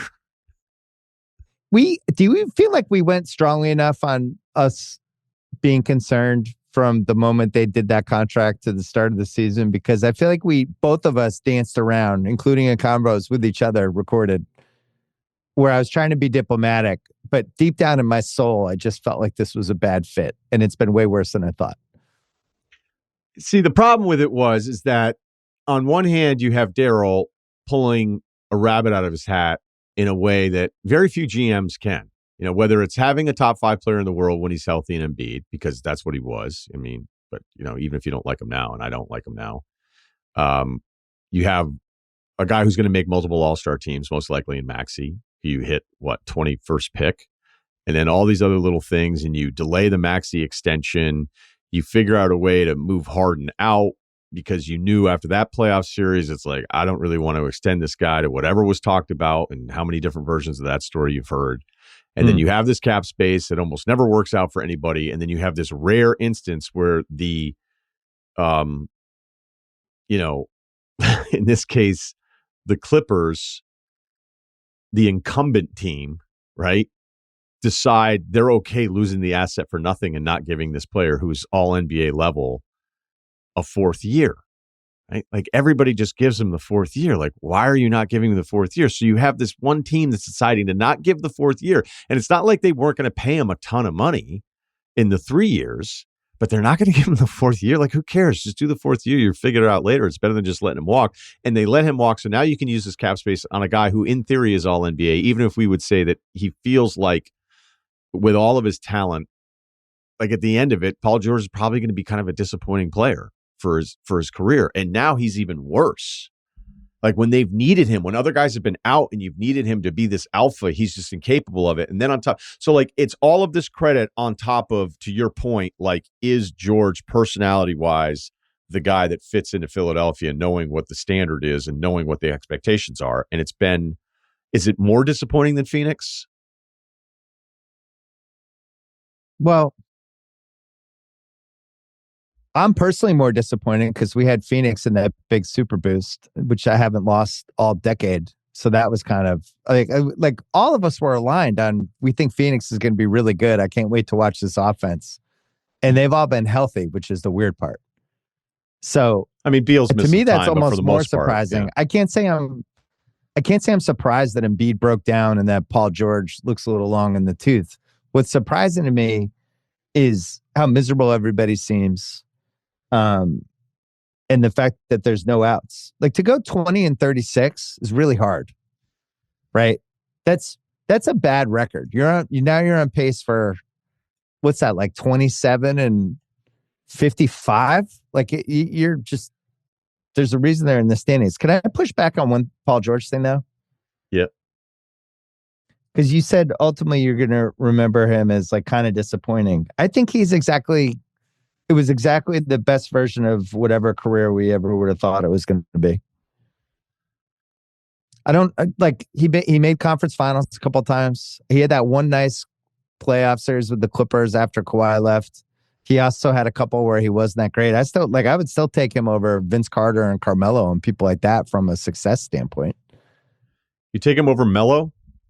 I wouldn't take him as a player from like, I have Melo ranked in the top 75, but I'm just saying like his achievements. I think he's achieved more than Carmelo did as a player. Like he made it further in the playoffs twice or 3 times. He was in the conference finals 3 times and he was second team All NBA. If Melo had been in the East, I think he probably, like if you go through all the Melo playoff stuff for the most part, every time he lost to a team, it was a team they were supposed to lose to.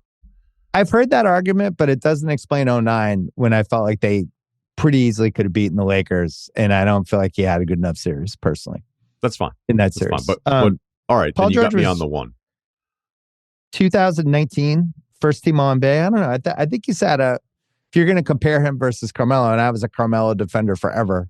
But I also feel like now Carmelo's become a little overrated in retirement, which I think happens depending on if you have a podcast after retirement or not. I don't know. We were there for the Carmelo thing. He was an incredible scorer.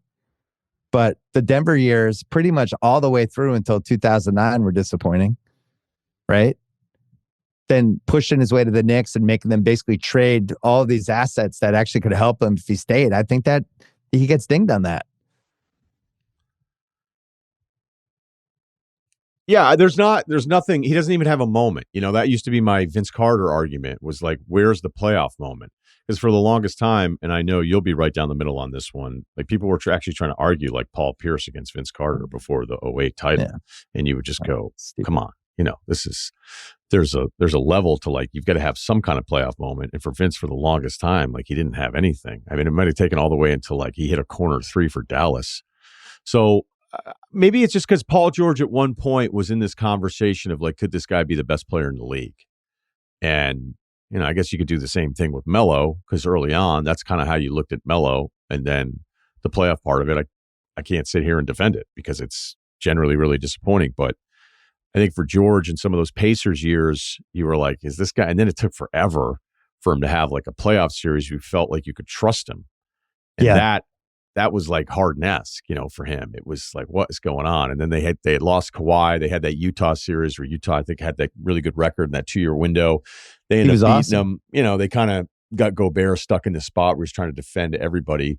So he was really, really good. It was like, okay, well, that's like finally, like there's something there to kind of point to there a little bit. But you know, he just needs to be, I mean, we're back to the beginning of this whole thing. He is incredibly disappointing. Like he's so bad right now that I can't believe he's doing podcasts.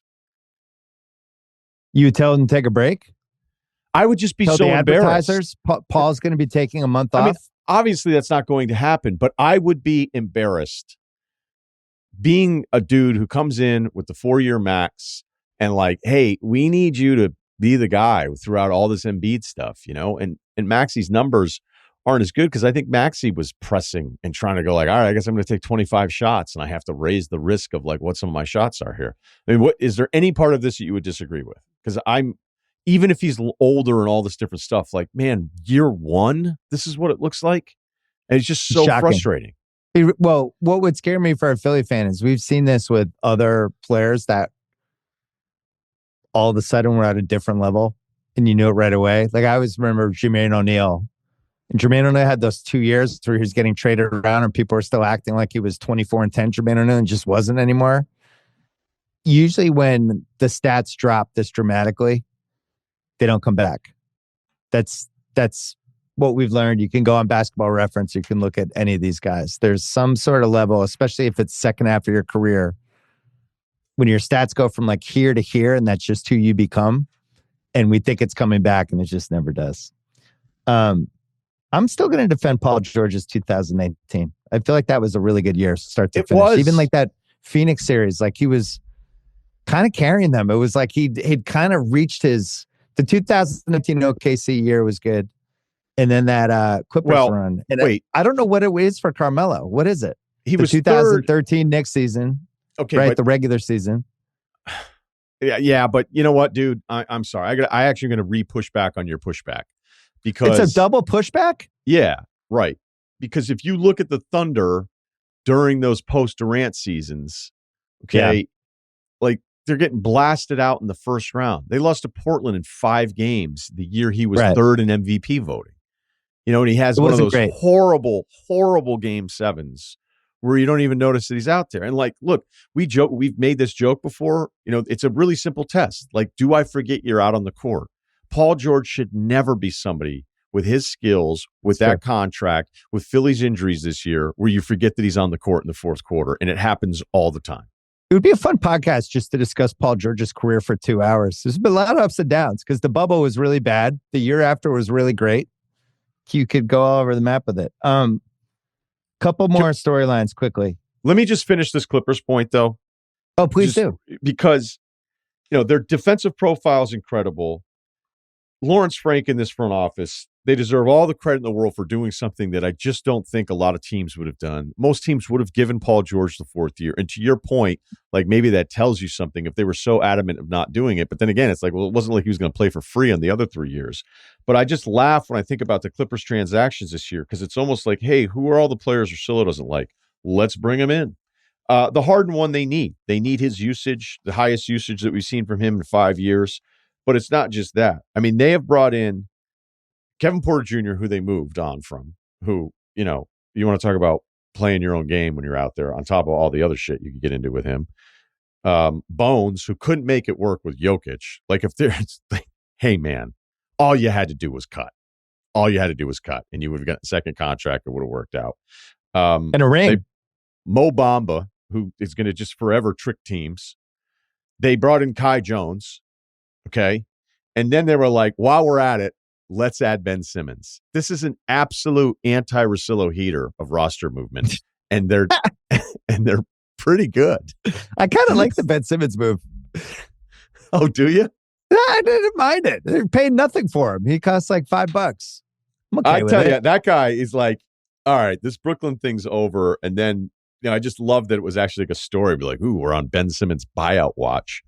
And it's of course he gets to go to LA. Of course he does. Good for him. It's a nice team for him. Hey, Ben, just play some defense and bring the ball up for us. Can you do that? Occasionally do the thing where you drive really hard and then kick it back out to somebody. That's all we need from you. Grab some rebounds. And if you want to make all your off-season videos, make them. If I'm paying Ben Simmons the minimum, I'm okay with it. If I'm paying $43 million a year for him, not as okay. Some quick storylines, quickly. Is John Moran ever going to be John Moran again? Awesome question. Yeah, he's still young enough, but I've been worried this year. You? 34 games. He's missed 22. He's averaging 20 a game, 30% from 3. Free throw attempts down to 5.9. They're 23-11 with him, 14-8 without him. And there's moments and flashes, but was kind of expecting more from this season. We'll see. Maybe this is why maybe Memphis could be the late bloomer, even though they have a good record. Could he just go on a heater the next 20 games and look like Ja again? But it's not the guy from 3 years ago, I'll tell you that much. At least not yet. No, it isn't. And I do wonder if it's kind of like the disruptive pattern for him. Hey, he's back, he's not back, but I know they'll rest him sometimes in there as well. It feels like at 25, I'm not there yet, but watching. I'd like to, be good for 4 weeks in a row. With you. Yeah. Put up a 28-10 for a month. So I'm watching that, and it's hard to take Memphis seriously, not knowing what we're getting from that dude. Even though I love, Jaren Jackson, I think, has been one of the big winners of this season. I thought he went up a level. It's noticeable. He's an All-NBA guy for me right now. Ja was really good against Orlando because Orlando never changed his defense the entire time, so that was good. Cleveland versus OKC for home court, 46-10 versus 45-10, taping it before both of their games today. But I think that's a storyline at some point because one of those teams could get a game 7, and those are the only 2 teams left. Same thing for MVP, where it's SGA versus Jokic, although it seems like SGA is kind of got it locked up. He's minus 500. It would take a lot at this point. Next one, this is specifically for you. Can the Pistons, how frisky can we get? How much friskiness should I be prepared for? Do I need to put on a frisky jacket to combat their friskiness? Right now, Are you suggesting a seasonal friskiness update ranking? What do you think their record is in their last 28 games? Last 28, I'll say 18-10. 19-9. Last 20 games, they're 7th in net. Cade Cunningham, your guy. You never gave up on him. You owned the most amount of stock. You were just buying other people's stock when they were down. And he's averaging 25-9 and if we kept track of who was the best player in that game as an award, I feel like he would have about 25 of them, 20 of them, 19 of them, 22, somewhere in there. But he's been awesome, and they can rebound, and they're tough. That's what I like. They're tough. It's a tough, it's a veteran team and with some wild cards, beef stews out there. There's some elbows. They'll Did you see that Duran go. dunk the other night? What was it? He almost got horizontal to the ground, at rim level. I don't know what was going on. Because I was watching, I forget which show I watched. Again, sports consultants available per diem. Yeah. I guess we should say pro rata. But there was a show the other day I was watching where they were showing something from track and field. There was a track and field meet, and they were showing the high jumper, and he was jumping over the thing where he would there was no Fosbury flop. He just jumped over it. Oh my God, really? Yeah. So there was no one apparently on the set that would have been like, hey, you realize no one would ever do a high jump this way. Yeah. And they didn't do it. And if you had Duran out there, he'd be like, this is how you do it. Because it looked like he was trying to high jump the rim when he hit this dunk. I'm so happy. I think scholars will look back at the Zach Cram, Cade Cunningham tablets as the turning point of his career. Because Zach did a piece that was lit him up. Hey, this is who this dude is. An incredibly high volume, inefficient dude who may not have one go-to thing that's all that great. And it feels like from that point on, he became the player we all thought he could be. So I think the tablets will be a turning point on his. Interesting. Maybe he'll get invited to the Hall of Fame when Cade goes. I actually I've been sketching out all NBA every week just as an exercise. Good for you. Getting those reps in when no one's looking. Just part of the pod process. I have Cade. I think there's a real case for him for second team All NBA right now. Who are your four guards? Well, you figure Mitchell, SGA Mitchell are first team, and Brunson's going to be second team. And if you're gonna go at least a little traditional and say, I want to put a guard as my fourth, but basically the fourth guard and second team All NBA, it's between him and Edwards. And I think that's really it. What about Kyrie? Kyrie's in there and Curry's in there. If you're betting on the Curry bump. I had Kyrie and Curry and Edwards all 13, but I mean, it's all I spent 5 minutes on it, but I was like, I wonder where Cade is. And Cade, to me, with what he's done with Detroit, they lose Ivy and they somehow keep going, and how hard he plays every night. I'd have trouble leaving him off second team right now. It's him or Edwards. And you could talk me into Edwards because of the defense, but they have the same teams have the same record, and you could say Edwards has more talent. So at least it's a good argument. So anyway, Cato I'd have on there. So the reason I wanted to mention them though is because I think they're going to be kind of a bitch in the playoffs, just for one round. I don't necessarily think they're going to beat the Knicks. I just think they're going to be really physical, super excited to be there.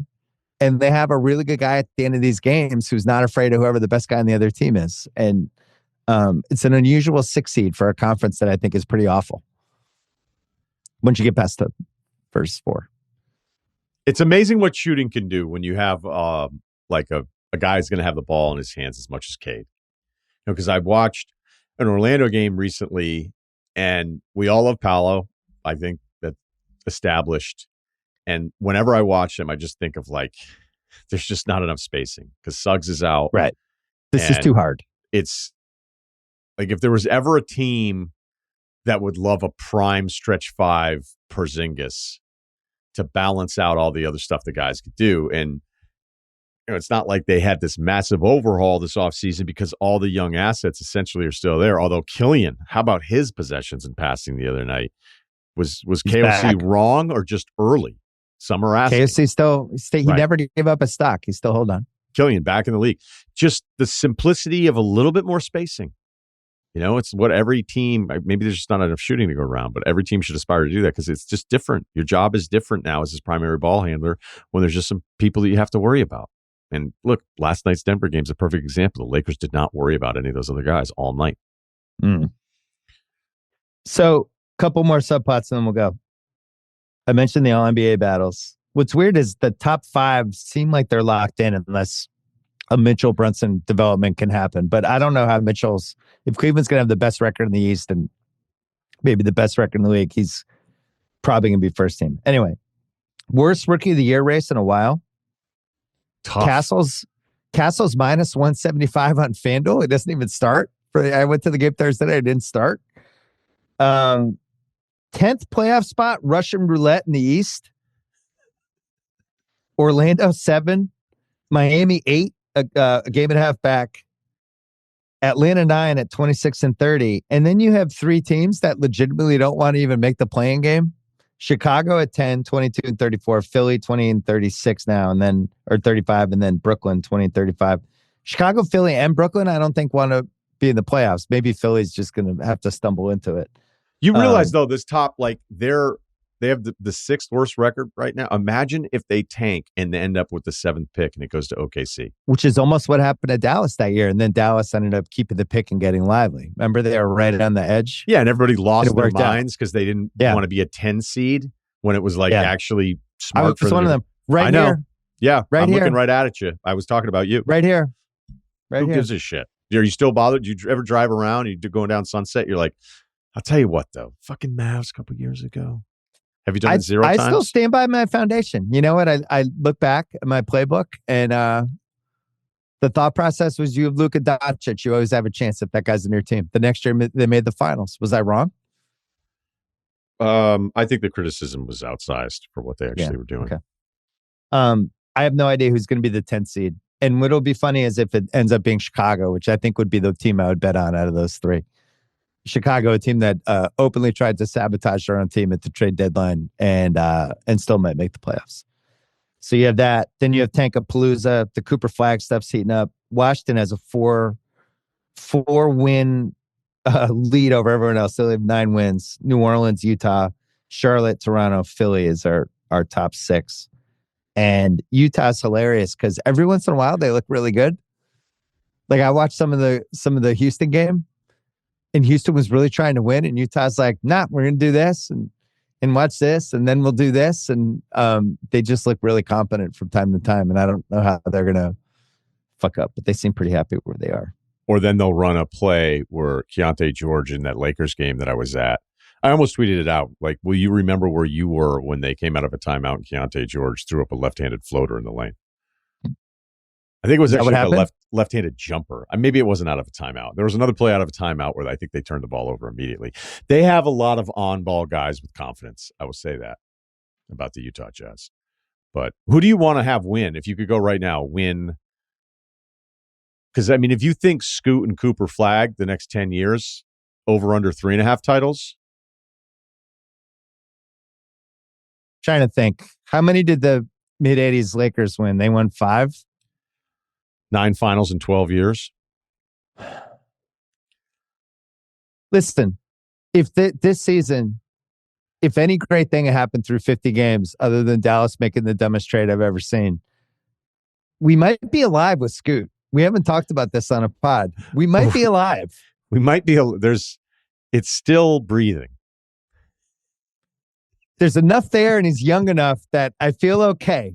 This isn't like where I was mentally, a month and a half ago with this, where it felt like a sunk cost. Now I'm, he's gotten better. He's getting so big. Last thing, and Dallas got killed as we were taping this to Golden State, but they're not getting their bigs back until the first week of March. Where do you have them in your head? Because that's another subplot for the last 30 games. I'll probably like them better than the Clippers. When they have everybody? I might even like them better than Houston. Here's the thing. I liked them. I liked the healthy them. I thought they were better this year before all this trade stuff. Like, they were always a team that I had to say, don't don't lose sight of them with all of this Luka stuff. Like I think Denver paid this weird Aaron Gordon price where people were looking at what they were doing or what they weren't doing, and you go, I don't really care. Like if Aaron Gordon's going to miss this many games, he's so important to what they do. Let's see what they look like when they get him back. And clearly, Luka's even beyond that, and AD's even beyond that for Aaron Gordon on that part of it. So I think you still have to keep it open for them, even though, I mean, imagine having 3 centers like this that you would feel so good about, and none of them are playing. Well, the good news for them, it looks like they're going to keep the 10 seed no matter what happens, unless Phoenix gets their shit together, which I don't think will happen. And I didn't make Wemby a subplot because we already know how that's going to play out. It's such a bummer. I thought San Antonio was kind of lurking as a party crasher for maybe a 9 or a 10 seed, but now that one's shot and they're going to sink back. And the Wemby thing is a bummer. There's really not a lot to say about that one. So if I had to bet, so Sacramento you would have as a 10 seed, 30 games left. Is there anything you've seen from Sacramento that got you excited since all the trades? I don't think it's going to be. You think it's going to be San Antonio in the 10? No, I think San Antonio's out. I have Phoenix and San Antonio out, and I have Sacramento as the 10. I think that's how that plays out. Yeah, and maybe Dallas passes them and becomes the 10 and Sacramento's 9, but I think that's something. It looks something like that. I think it's Sacramento. I mean, at least with Sacramento, I kind of know what I'm getting. I know. It's good to see Sabonis and Valanciunas back for you. I've loved it. Excited to see those guys. I know you watched a lot of Lithuanian Olympic tape. All right. Any other subplots before we go that you care about? No, I care about you sending me a deep dive thing that you've been just YouTubing it out like a high school kid with no friends. You want to do that really quick? I do, because I have one for you, because you gave me the assignment. Mine will be quick, but I know you really want to do this, so go for it. No, I asked you, I said, we should talk at the end of the pod or near the end of the pod every Sunday about one rabbit hole we fell into over the course of the week, because I think we both fall into rabbit holes, either a book rabbit hole or some sort of YouTube, or somebody sends you a video and you're like, what's that? And then you're watching 7 of them. We want to talk about this Lorne Michaels book I was reading, but we don't have to do that today. So somebody sent me a Reddit thread about the Silver Springs performance by Fleetwood Mac in 1997 in the dance. I don't know if you're familiar with this. I'm not. I mean, look, who doesn't love a little Fleetwood Mac in the background, but go for it. Well, so this is why the deep dive's so much fun. So Stevie Nicks and Lindsey Buckingham, they're together as a band in the early 70s, and then they end up joining Fleetwood Mac, right? Both of them together, and they're dating, and they're in a hot relationship, and they write the first album they're together. Rumors, the most famous album they made, they broke up as they're making that album. And then a couple other people in the band broke up too. Basically, everybody in the band's breaking up with somebody they're dating in the band, and that's what the album becomes. So they cut out Silver Springs, which is this song she wrote about Lindsey Buckingham. And they cut it out of Rumors. It's a great song. They put it on the B-side instead, and it becomes one of the biggest albums ever, but Silver Springs is the B-side. And she's mad about it forever because it's one of her best songs. So when they do the dance, now they've broken up, Lindsay's with somebody, and they go on stage and they do this, and they rehearse it, and she's playing it the same. But then when they do it for the actual concert film and the album, she really gets into it and starts like kind of staring him, giving some side eye stares as she's doing it, all performative. I think I've seen this. It's one of the best clips on YouTube is Stevie Nicks by the last like minute and a half of the song. And he's just playing. And now she's like turning over and walking toward him. And she's now like, and her eyes are starting to bulge out. And she's like, you'll never forget. I forget the lyrics. The voice of the woman that haunts you. And she's just like yelling it out. And he's just like, all right, cool. And he's just playing the guitar. Well, that must have made him want to get back together. Well, and then at the end, she's like, the lyrics in the song are, you'll never get away from the voice of the woman that loves you. And she's like, you'll never get away. You'll never get away. And she's like, and it's a thing. And it's become ever since YouTube popped up, it's become a thing. So and then there's all these theories about the performance, how much of it was performative, how much it was staged. This Reddit thread that I got sent was about how they're preparing to do this comeback thing, and they might have gotten involved a little bit again. And because they have these different interviews where they're talking about what a good place they're in, and they have interviews together where they seem a little lovey-dovey, and maybe some sparks will fly, maybe not. But then by the time they do the dance, it's clear to her that he's with somebody else, like for whatever, because here's the piece. He has a kid the next summer. So this is what the thread was about. Evidence. That's usually good evidence. Yeah. With somebody else. By the time they do this performance, he probably knew they were having the kid.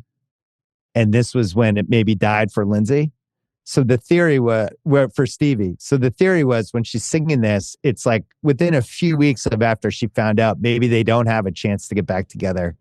And she's pouring it on in the thing. But it's a legendary YouTube clip. Anyway, I spent an hour and a half reading everything I could read about this on the internet yesterday at 2:30 in the morning, Boston time. I think that's time well spent. Thank you. That's good, because I'll get into a band, whether it's new or something I want to revisit, and I'll be like, all right, I'm going to read about Duane Allman for an hour. So I actually do kind of like this stuff. It's the 70s music stuff. Everybody's got a story that is at least worth an hour of your time that goes in a bunch of different directions. The other thing I found out was there's a 1977 performance of Silver Springs, because people thought they never really played it that much. That's on YouTube in black and white, of like an original performance of her, like right after they broke up, singing it. So I watched that too. Anyway. Because I'll go through some like Talking Heads phases. I love them. And I like them so much that, again, I'm not going to get to experience it the way people got to experience when it first happened. But I always think, like, I'm having Les Claypool of Primus on at some point here soon, who's generally considered one of the best bass players of all time. And in the beginning with Primus, you were just like, what the fuck is this? And I'm so fascinated to think of like what it was like when Les Claypool's like, well, I want to make the bass the feature thing, and I'm going to sing these songs, and they're going to be a little different. And my voice is probably not the most traditional rock star kind of voice. But then once you kind of buy into the whole thing, you just appreciate how great the music is and how great he is. But I can't imagine how many people told him in the beginning, like, are you kidding? This isn't going to work. And when I think about the Talking Heads, like, I just imagine, was New York so cool? Because I read that Please Kill Me punk book about just punk in New York City. Yeah. And I'm glad I read it. And I'm also like, it was so disgusting that I couldn't, you know what I mean? Like, I'm going to get through like too this. grisly. It was so gross in so many spots. And I certainly don't feel like a prude, but after a while you're like, all right, I got it. It was a weird time. Wait, can I read you Silver Springs lyrics really quick, and then you go to your deep dive? Yeah, but you have just to a couple sing it. samplings. No, I'm not singing. No. Time cast a spell on you, but you won't forget me. I know I could have loved you, but you would not let me. I know that. And then later, I'll follow you down till the sound of my voice will haunt you. Give me just a chance. You'll never get away from the sound of the woman that loves you. This is when she kicks it up in the performance. And then the end is, was I such a fool? I'll follow you down till the sound of my voice will haunt you. Give me just a chance. You'll never get away from the sound of a woman that loves you. And then it just keeps going and going and going. Yeah. Anyway, it all played out on stage, and it's amazing. And it's one of the best YouTube clips. She screams you man whore, I think, too, in there. No? I don't remember that part. Okay. Yeah, so I referenced her, I think, at the very top. I'm reading all 3 volumes of Susan Wise Bowers. The first one's The History of the Ancient World. And I just love it. She's a complete pragmatist about things. And I'm going through some of the early Egyptian dynasties. And so I just finished the chapters on the pyramids. And I don't understand why people love conspiracy so much. I know as Conspiracy Bill, this may be offensive to you, but usually there's a very simple, the Occam's razor, what's the simplest explanation? Be like, that's probably what it is. Right. So there was another author, a Swiss author named Eric von Däniken, who wrote this book about how aliens essentially built the pyramids. And he wrote this book in the 60s and it did really well. And then, you always kind of wondered, like, what the hell's going on over there in Egypt? And if I had a kid and I couldn't answer that, again, it's probably why I'm not a You parent. don't have a kid? No, but I feel like ill-equipped if I had a kid and was like, what's up with the pyramids? And I go, shit, he's got me. I haven't done a ton of research and I want to just go based on the Swiss authors thing from the 1960s. But Susan's explanation of it, like after you read literally 2 pages, Bill, about the history of like how the pyramids get started, like one's small, it's 6 levels up. So the next guy's like, well, mine's got to be 7. And then the next guy's like, well, I'm going to do like 8, but then that one doesn't get finished. Then another one doesn't get finished. Then there's another one called the Bent Pyramid where they're just kind of like moving them further away from wherever the previous one was built, by the way. And that's called the Bent Pyramid because they realize halfway through construction that their angles are off and it's going to be too steep and then it's not going to hold up. So they have to like flatten it out a little bit. So there's physical, visual evidence to this day of what would be kind of man's attempt at building these great works. And she just goes like, look, this one was small. Then they tried to build this one. It didn't really work. This one was unfinished.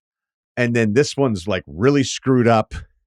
And yeah, they've done a good job with the corners and it's a massive undertaking, but they just basically asked their citizens based on the Pharaoh's power of like, no, this is what we're doing, dude. Like we're building it and we're moving these stones around and it can take forever, but we're going to give you some water and maybe like a sarong or something. And then they master, like any civilization, they become better at building these things. And all it took was like a couple pages for me to go, okay, well, that's the answer. Like, that's it. So now you're set. Yeah. So I'm going to have a son. kid is my point because now I can answer that question. What you just laid out reminded me of what happened in Vegas when they were building the casinos and the themes got stupider and stupider.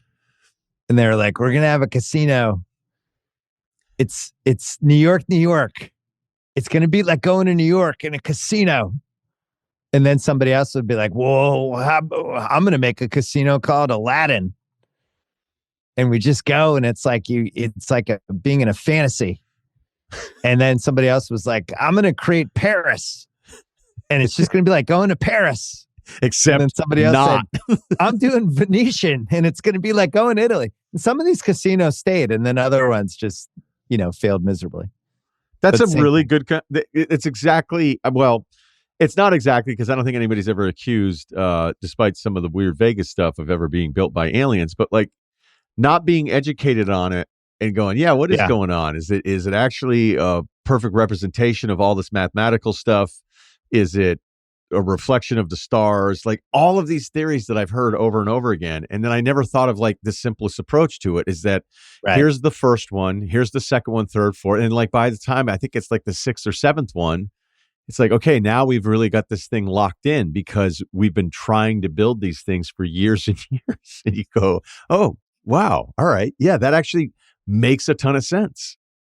I wonder if that's going to happen with NBA trades where the KD trade was basically your version of them completely fucking up that last pyramid before they got better at it. Or maybe the Luka trade will be the last one, and then we'll just get better at trades from that point on. Maybe not. That'll never happen. No. They'll still mess up some pyramids. They'll probably still mess up some trades. It's 2025 and Luka just got traded. That should have been a 1975 trade. Yeah. It was really funny sitting next to my dad because he's like an old married couple with the Celtics team because he's been watching these guys so long. And so like the start of the second quarter, Jalen Tatum's out and it's going to be like Jalen's 5 minutes where it's like that part of the concert where it's like Keith Richards has a new song for you and he's going to come out and play like his song. And my dad's just like, watch this. Jalen's just going to try to get some shots off. Like just watch what's going to, and it was like, he knows the team. He's been going to the games too long. He knows like every part of it. And it was just really funny because our record is like 39-15 and we won the title last year. And it just proved to me, my 77-year-old dad, you're just never going to be happy with sports. He's complaining about Jalen, who's awesome.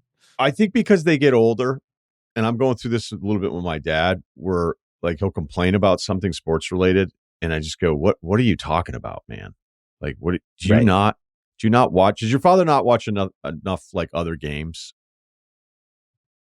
Will he watch other NBA games that are non-Celtics related? Well, he'll watch the TNT ABC sometime, but he watches every Celtics game, which is kind of adorable because that's how he finds out sometimes about other teams, like guys. Like he went to see Wemby right before the break, and it was his first Wemby game, and it was just his scouting report really made me laugh because it was like he's so long. He's not wrong. You have him, and then he blocks it. I was like, yeah, that's what it's like. I think it's a common thing with guys past a certain age is they're just so much older. They're selfish. They're incredibly selfish about what they want from their sports teams. Yeah. And I don't know if it's a counting down the years. I'm not trying to be like morbid about this, but it's possible. Like my father can be so incredibly difficult. Like I went to a sporting event for him, and now meanwhile, the guy hasn't had to pay for a ticket because I've helped him, which I'm happy to do as a payback for all the years that he took me to all the games growing up. But like if the Celtics get up big, he'll want the other team to make a run for his sole just to make it more fun. Yeah. And I'll just be like, hey, you can't fucking be doing that. All right. Like you can't be rooting on the other team for this 5-minute window. And he's like, well, I only get to a couple of these a year. It's like, well, you know what? You didn't pay for anything. The seat is awesome. And you need to not root for the Cavs for 6 minutes just so you get not only a win, but a close one. Yeah. Well, I like with the older fans how cut and dry it becomes. Like my dad just wanted the Red Sox to sign Bregman. He's like, we need a right-hand hitter. He's going to be good in Fenway. He looked up no stats. None. He had there was no BABIP. There was no average annual salary. Home road splits. These guys don't care. No, it's like, we need a right-hand hitter. And he's been really good in Fenway. He can't lay down any of the stats of Bregman actually in Fenway, but that's just where he stands, and that's the way it is. Yeah, see, that's always like the funny thing with we're terrible because we live it, but your dad, and I don't even mean your dad or my dad, but everybody listening to this right now, like your dad's advanced scouting is if the guy had 2 doubles in like a 3-game series once. What's the Doc Rivers as a GM strategy of when I played Byron Mullins that time when he hit those threes? We got to get him. Was there any part of you that immediately looked up Bregman's deal and then compared it to the average annual salary of Mookie Betts? No, I didn't do that. But I will say, I didn't think it was. I looked at his stats and noticed that he hadn't had a really awesome year since 2019, which made me nervous. But then MLB released their top 100 players, and he was like 57. I was like, yeah, baby, Bregman. Kind of sucked me back a little bit. The Red Sox had 4 of the top 100. Well, I'm all over Baseball America again. I renewed my subscription. It had been a few years. The prospects? I'm big farm. I mean, that was my lunch reading for years and years. Little Christian Campbell, the Marcelo Mayer, Derek the Roman Anthony. Yeah. The Bregman thing pissed me off just because I can't think of any transaction without Mookie. I'm surprised. I would say 38-year-old Bill probably have 7,500 words on the Mookie Luka thing. No, you know what? I have 20 words for you right now. The Luka trade made me feel better about Mookie. It actually, it was a trade that was so much worse than the Mookie trade, which was reprehensible and awful. Because at least we won the title with Mookie. Like they never even won the title with Luka, and then they traded him for, they probably got more in the trade.